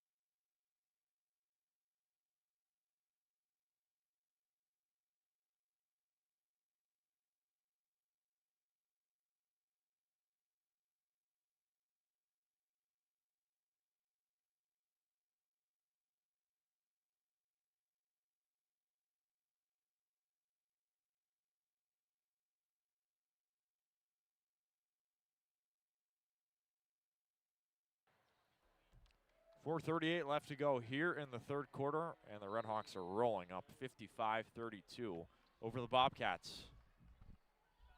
It's Miami basketball. Scally on the inbound has Taylor working in the paint. Scoop shot layup, and it falls over the top of the basket. And this will be an out-of-bounds turnover on Miami. Overall, Ohio, they're down by 23. And you think a good way to get back into a game is shooting the three ball, as in comes the Euro-stepping Bailey Tabling. Missed the first shot, second one falls in. Gloved by 3 Bobcats, or rather RedHawks, and it's 55-34. But Ohio, they're shooting 3 of 24 from deep. So this is a game for them where they might avoid shooting the three-pointer since they've been struggling so much. Yeah, 2 for 3 to start the game, and pretty ice cold since then for the Bobcats. And just not a lot of good looks either. A lot of threes just jacked up early in the shot clock, especially in the second half.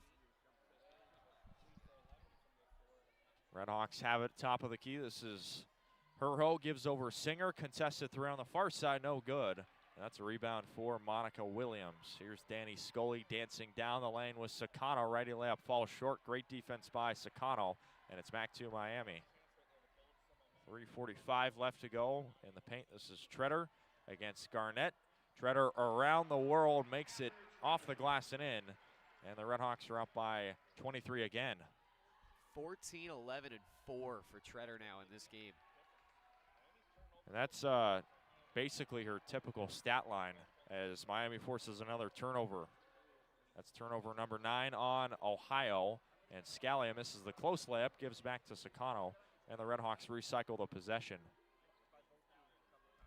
Miami out-rebounding Ohio 36-30, and here's Scalia, who splashes down a three-pointer from the top of the key. The RedHawks are cruising up 63-34 in the third. And now we got a foul, a quick one on Miami. Looks like this is going to be on Sakano. Or no, they're going to call it on Singer. Stops it at 3 minutes. Scalia with 17, Treader with 14, DeFries with 11, and Gonzalez with 11 as well. And I mean, if you can get Gonzalez going, you know the other team's going to be in some trouble. And the RedHawks have certainly made it known in Rocket Arena today. 26-point lead for the RedHawks, and a foul on the floor inside the right wing on the RedHawks. This is going to be on Nuria Herho.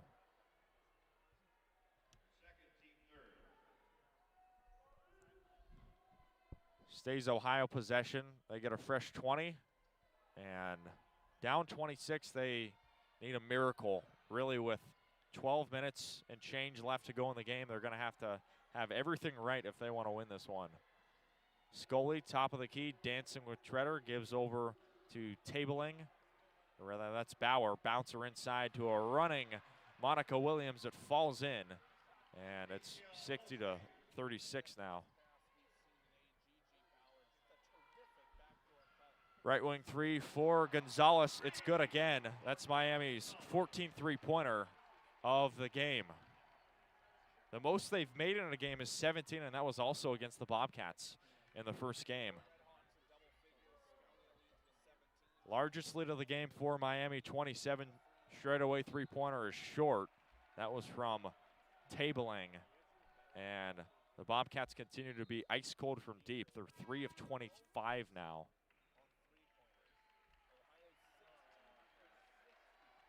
I mean, this is an absolute rout with no signs of stopping up for the RedHawks. And now, with this lead, Glenn Box is bringing in some bench warmers, as now we see Ash Neely with the orange sneakers coming in.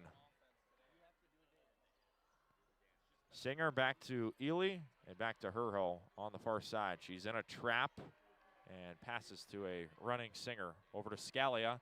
Near corner three, and it rattles in. That's Scalia's 5th three-pointer. She's up to 20 points, and the RedHawks are up by 30 here in the MAC tournament semifinals. I mean, this is a video game performance. Everything is going right for Miami, and it has continued to be that way here in the third quarter. 90 seconds left to go. Scully down the lane, defended by Ely, and Ely gets the stop. Great defense by her. Singer will slow it up a little bit for Miami. And with Ball State and Toledo looming in the next game, this is certainly a statement being made here in Cleveland. Ely in the corner, shot clock at 10. This is Gonzalez over to Scalia. Long two potentially. Missed the three-pointer, but the rebound bounces back to the open arms of Tamar Singer.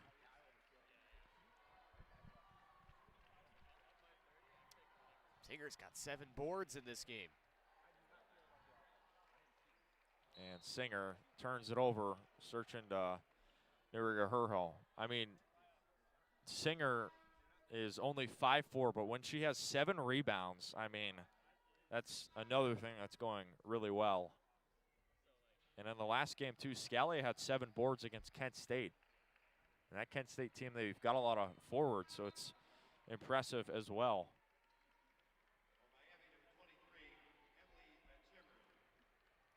Scalia as well, 5 rebounds. And now we see Emily Van Timmeren coming in, and she'll get some minutes here in the MAC tournament. 66-36 Miami all over Ohio. And Ohio charged on Gonzalez Planella. Looked like that was Gigi Bauer. She absolutely mowed down Gonzalez, and that's another turnover for the Bobcats. Yeah, got a little deflection and caught her with her head down. And then as soon as she did that, went right up, beat her to the spot, took the charge. We've seen Gonzalez try to do that now a couple times in this game, and there is no lapse for Miami. I know that Glenn Box is going to be on the edge of his coach's box until the very end of this one. Under 30 left to play here in the third. This is Treader. Goes back over to Scalia. Shifty as ever inside the paint. Put up a shot, swatted away by Riri Jennings. And here comes the Bobcats. Trying to end the third quarter with any momentum, but Treader rejects Danny Scully in the lane. A statement made by Amber Treader, who has been all over the place, both defensively and offensively this morning. So we get back-to-back blocks, but I think that one was more impactful. Really silence another offensive possession. And Ohio as well, they've been scoreless for the past 2 minutes and about a half. Straightaway three-pointer, not anymore. That falls in for Gigi Bauer, and it's 66-39. RedHawks have it for the final seconds. At the buzzer, Tamar Singer misses the close layup, but that will end the third quarter with Miami outscoring Ohio 18-15, and Miami making 4 more three-pointers as well. They've made 14 three-pointers. The RedHawks are rolling over Ohio, ahead by 27 after the first 30 minutes. Stay with us for a fun finish in Cleveland with Miami cruising against Ohio in the Battle of the Bricks Tournament Edition.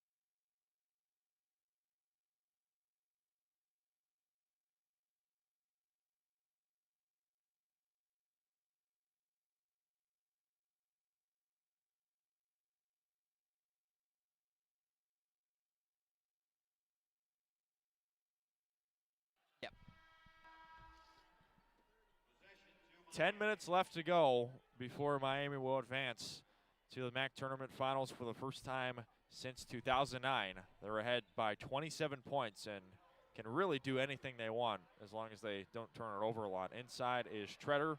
Shot was blocked but swiped away by Gonzalez-Planella, and it stays with the RedHawks here.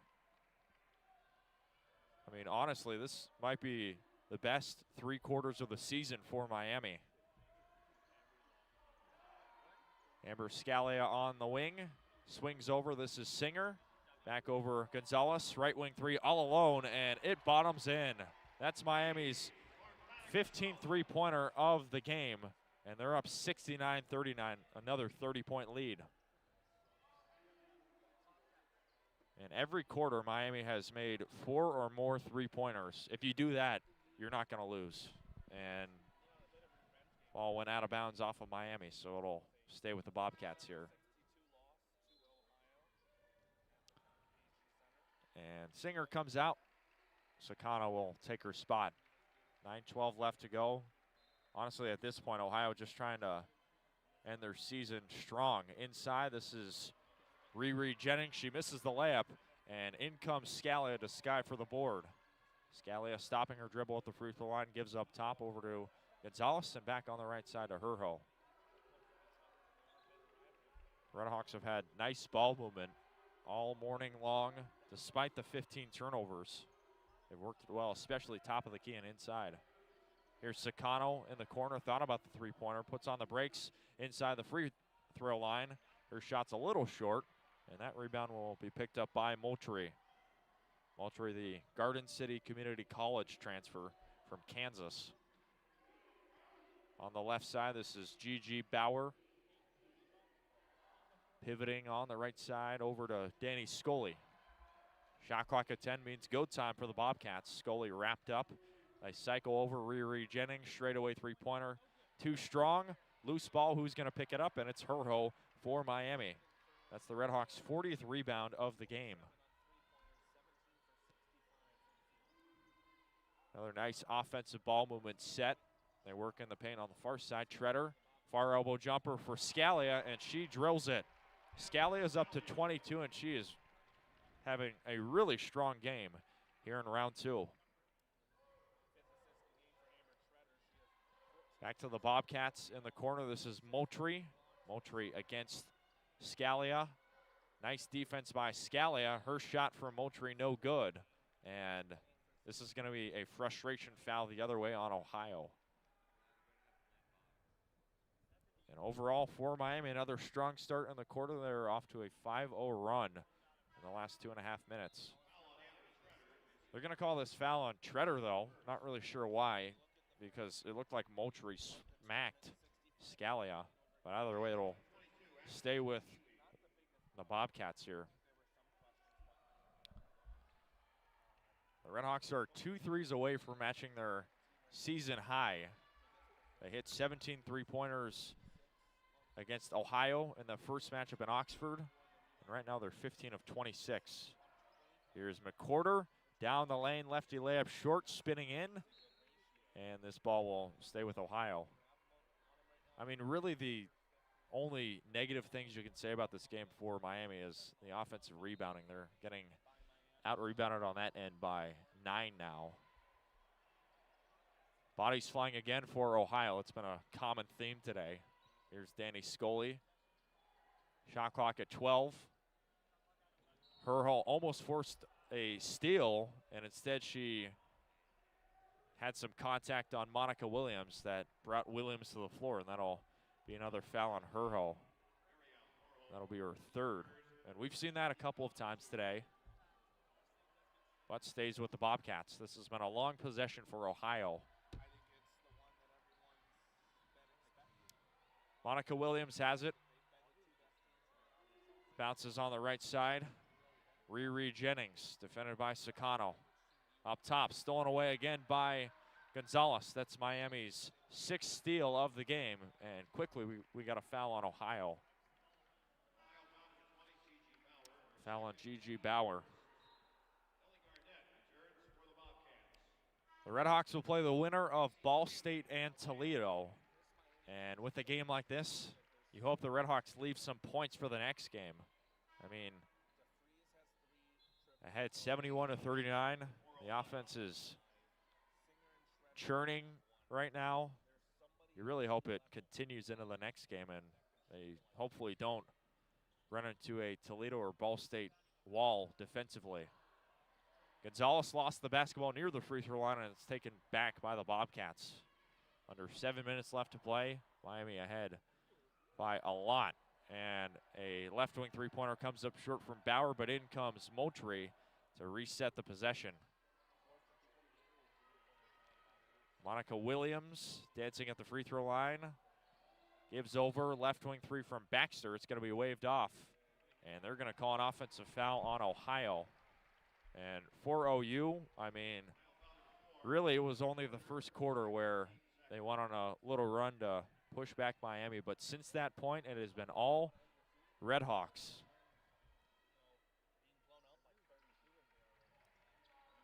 Miami has it on the right timeline, rolling ahead by 32.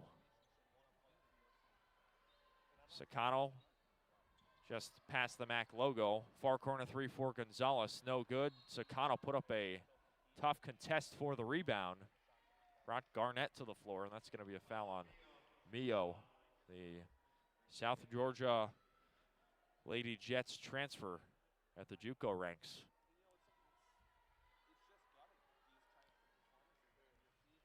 I mean, Luke, what have you liked defensively from Miami and really the last couple of quarters? Yeah, they're getting in gaps, which is good. They're just making it so difficult. That's the thing with the RedHawks is because of how disruptive they are, it's hard to really move the ball around against them. Sometimes they turn you over. Today, maybe not as much as normal.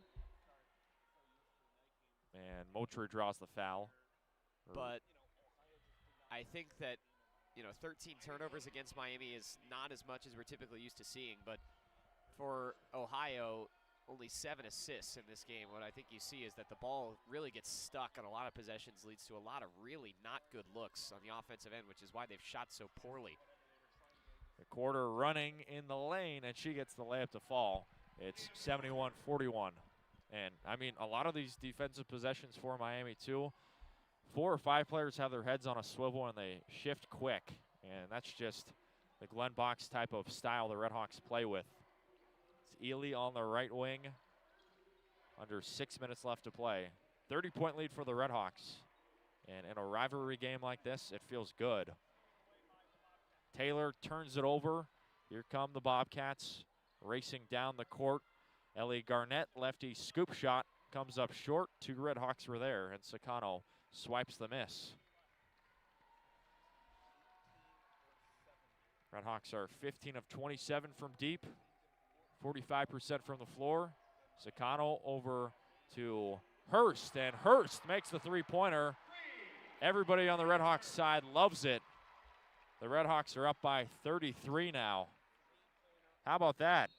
And quickly the other way, Monica Williams gets the foul and the bucket to fall. But I mean, for Anna Hurst, a freshman, playing in the MAC tournament and making that three-pointer, that's got to feel special. Yeah, for a player that probably didn't think she'd see the floor again this year at the end of the regular season. Games get very meaningful. That's obviously great to get her into the game, and that was a really well-run set to get her a wide-open three. Here's the and one, and it's converted by Monica Williams. It's 74-44. So both sides get a three in different ways.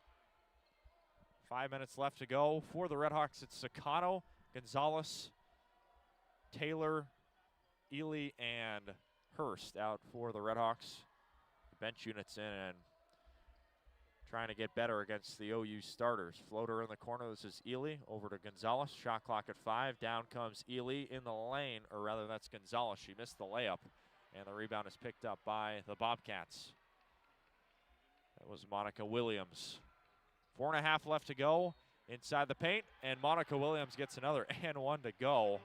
She's been all in that area all morning long, and she'll go back to the line. And she's their leading scorer. Absolutely makes sense.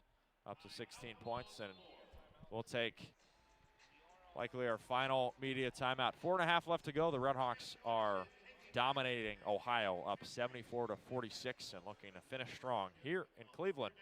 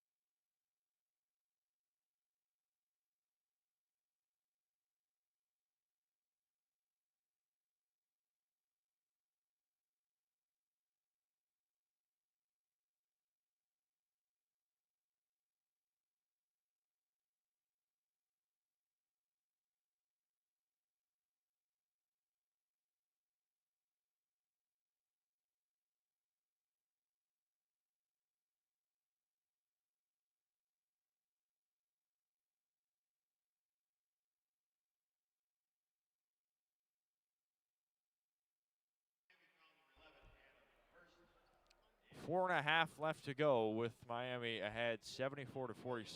This has been a thumping here in downtown Cleveland in a rivalry game in the Battle of the Bricks for the RedHawks. Monica Williams back at the free throw line. She is off on that free throw. She's now 1 of 2. Can't convert the and one, rolls out of bounds, and it'll go back to the RedHawks. RedHawks have it here. Trying to work it across the timeline, and they do, passing it. Sakano over to Taylor inside the paint, draws a triple team, loses the basketball, and Glenn Box will take a timeout. So another quick timeout and another quick break. We'll be right back here in Cleveland between the Bobcats and the RedHawks in the Battle of the Bricks.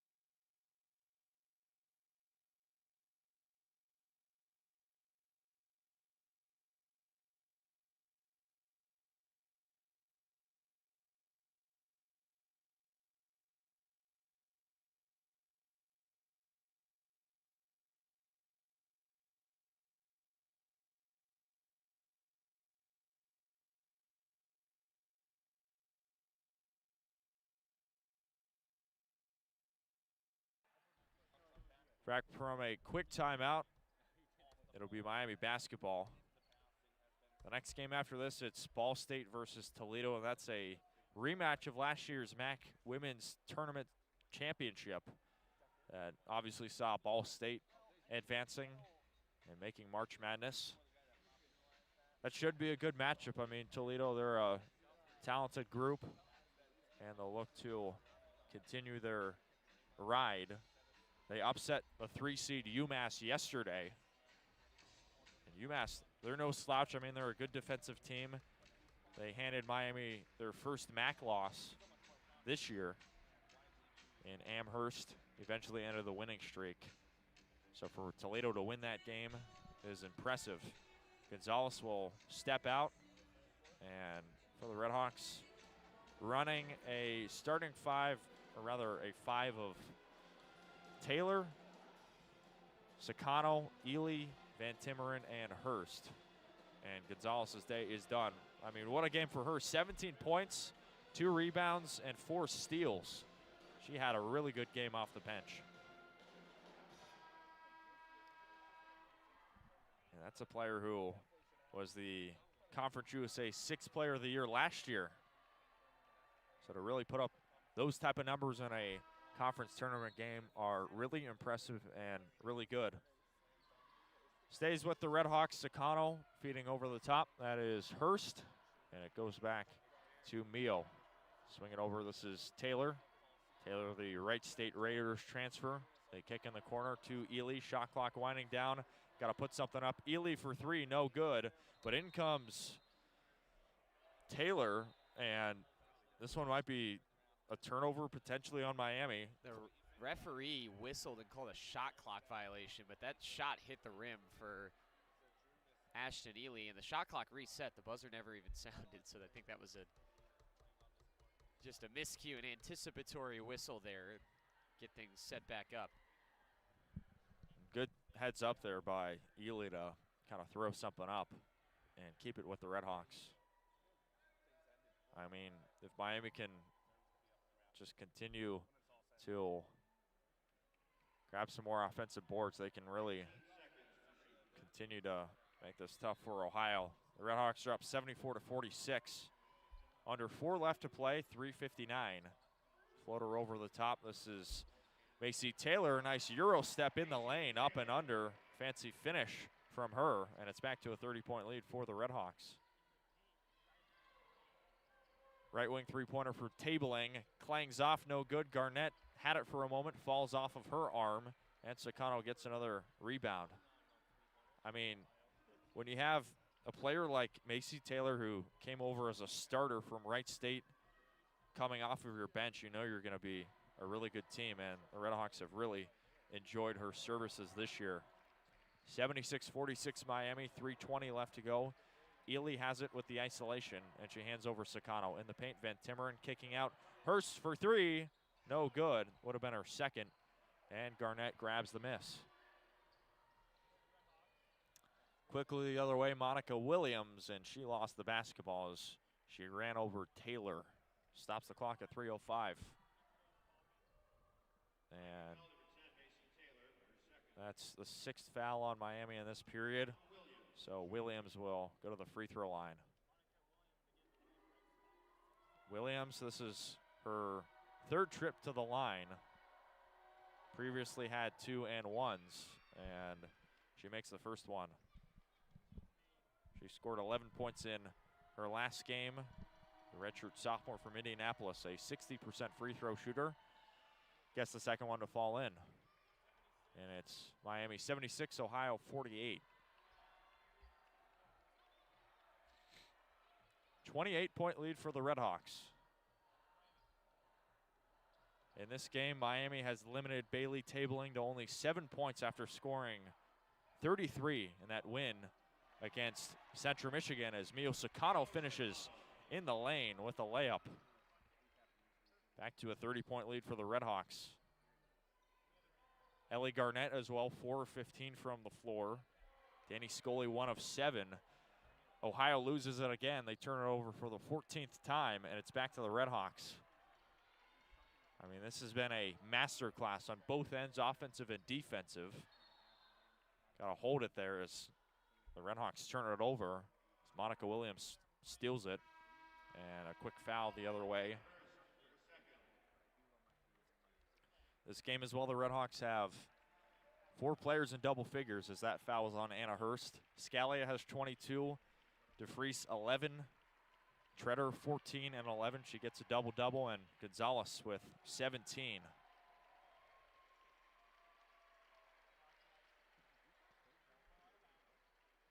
And now Monica Williams will step out.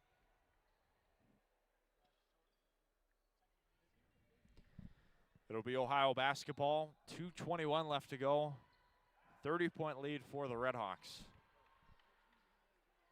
who have put their best performance here in the second so far. And Scully throws it away. She was searching for Gigi Bauer. It's another turnover for the Bobcats.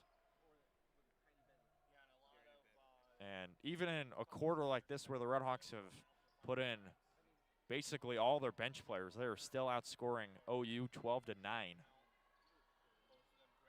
So they have really made it difficult for Ohio in every period. Sakano, far corner 3, no good. And that's another rebound for Danny Scully.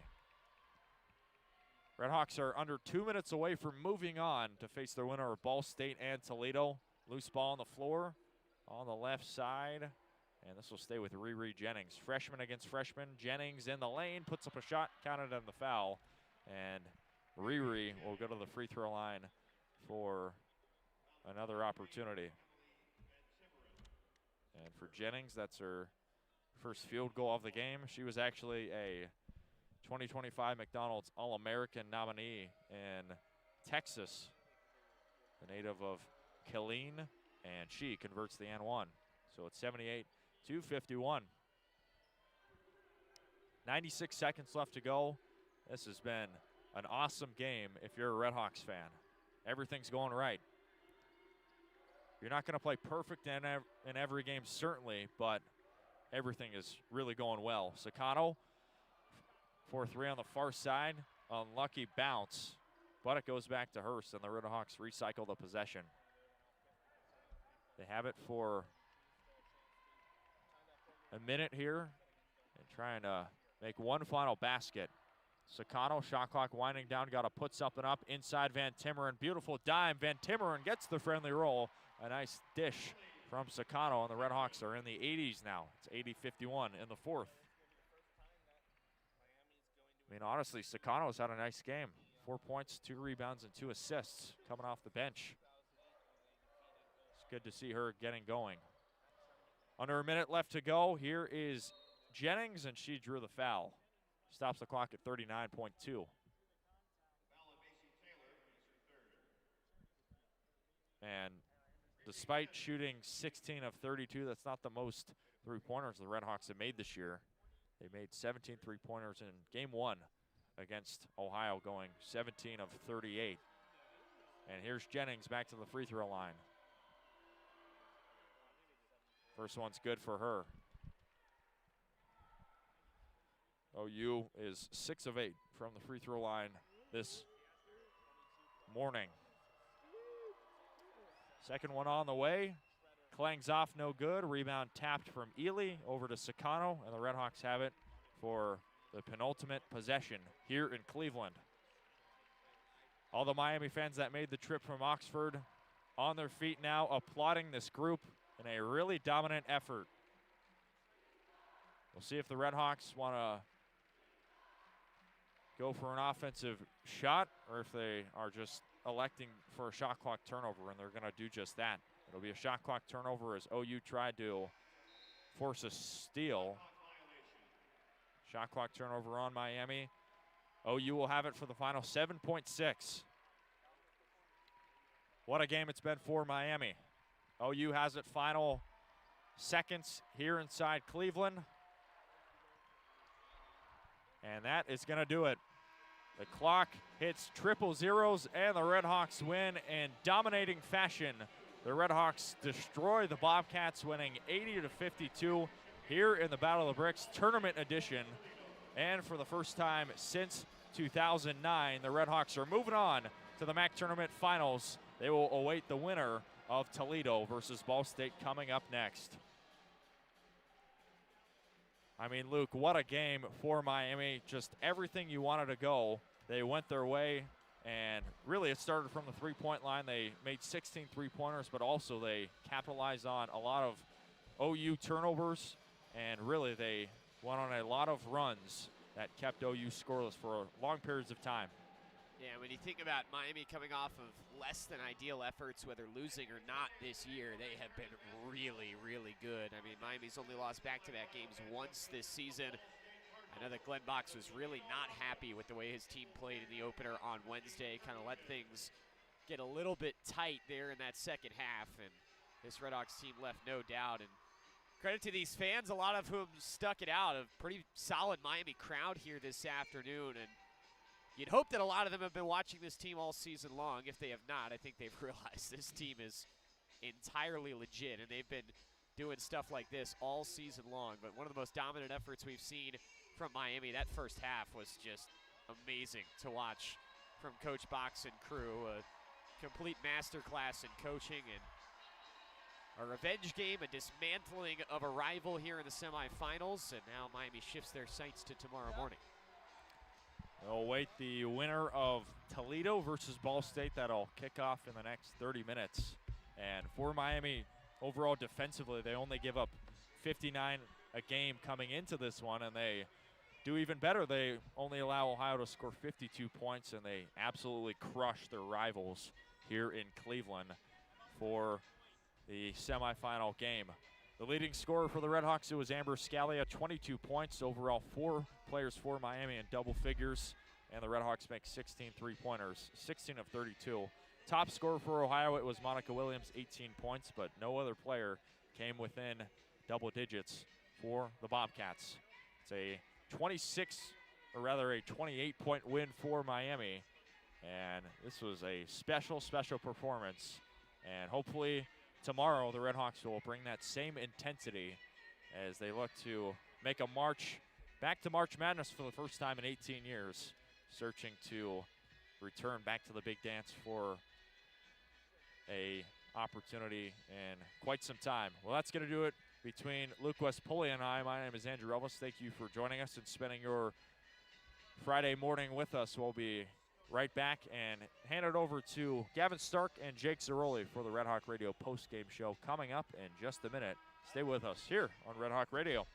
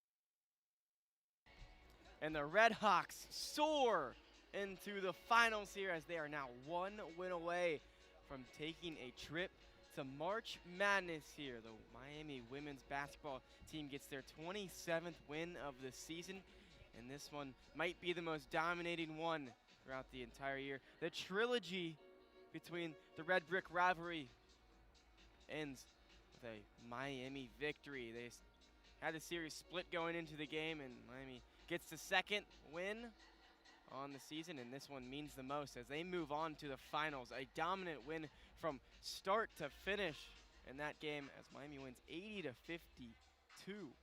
What a game that was there, Jake.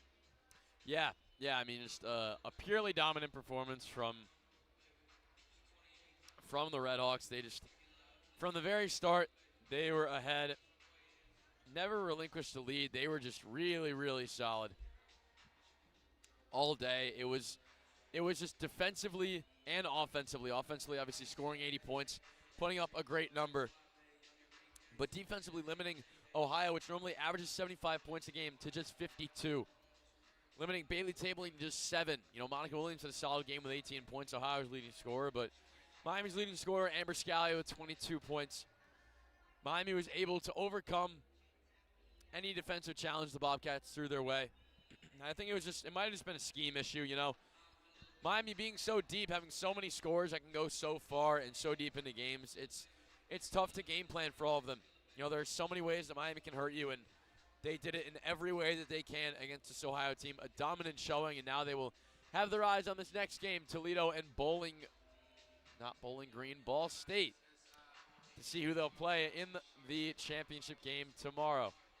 Toledo Ball State should be a good one. 25 minutes or so until that one tips off here inside Rocket Arena. Another day full of good hoops. That was the biggest blowout we've seen so far. I mean, we'll take it, though, because it's in the RedHawks' favor. So no complaints here at all when you talk about blowouts and Miami being the team that delivers with it.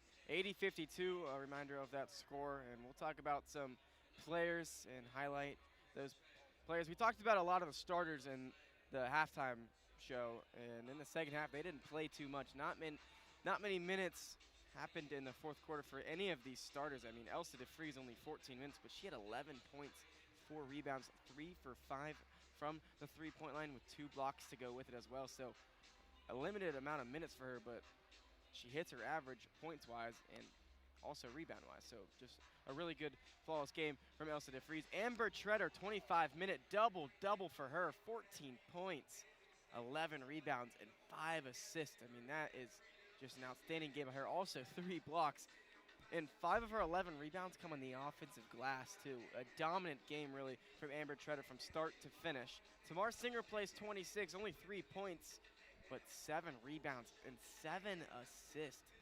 An awesome game from Tamar Singer, doing so much facilitating-wise for this Miami RedHawks team. And she also ends with 3 offensive rebounds. For a 5'4" guard, that's like unheard of number right there. 3 offensive boards. She was down there in the trenches fighting. This team's going to do anything to make it to March Madness, and they showed that today as well. Nuria Herho, 31 minutes, the most minutes out of any RedHawk today. 2 points, 6 rebounds, 4 assists. A really complete game for her when it comes to rebounding and assists. And then Amber Scalio to round out the starting 5, 24 minutes, 22 points, a game high. And she was 5 for 7 from the three-point line, 8 for 16 from the field. 6 rebounds and an assist for her. She's been such a huge addition since this offseason. I mean, getting her from St. Thomas in the portal has just done wonders for this team. Really completed the starting 5, and so many assets within this entire team. But Amber Scalio, one of the biggest, and she's just a late addition in the portal. And then on the bench, Mio Sakano gets a season high in minutes with 23 minutes, 4 points, 3 rebounds, and 2 assists. A really good game from Mio Sakano off the bench. Clara Gonzalez-Planello with 23 minutes as well off the bench and 17 points, 2 rebounds, and an assist. She continues to stay hot, Jake, on the offensive end. Clara Gonzalez-Planello has now had 3 games in a row where she has had double figures in games, and that's just been a really impressive showing from her so far and playing her best basketball at the perfect time as of lately. And then Macy Taylor with 15 minutes had 2 points to round things out for the RedHawks statistically wise. Just an amazing game. And any last things you'd like to say, Jake, before we get back on air tomorrow to see a finals game, and we'll see who they play, but it's going to be either Ball State or Toledo. Yeah, I mean, as for this game, not a whole lot else to say. Miami is dominant in all facets of the game, but to give you an update on what is going on in the rest of the women's college basketball world, only one game also in play right now at halftime in the SWAC semifinal. Southern Jaguars ahead of Alabama A&M 31-26. So an upset brewing in the Southwestern Athletic Conference as Southern is not favored the 17-13 Jaguars ahead of the 22-9 Alabama A&M side. Getting started right now at noon, William & Mary and Charleston, the Coastal quarterfinal, and then the first MEAC semifinal, Coppin State and Howard, also at 12. It's going to be a day full of great college basketball throughout the women's and the men's side, so we will leave it at that for now with the women. We will see you again tomorrow for the MAC Championship when they look to take home the title and punch their ticket to the big dance. Sit back and enjoy the rest of this good day of hoops as we all enjoy a big victory for the Miami women's basketball team. One win away from punching their ticket to the March Madness tournament. Will they go dancing? We'll find out tomorrow. Tip-off at 11.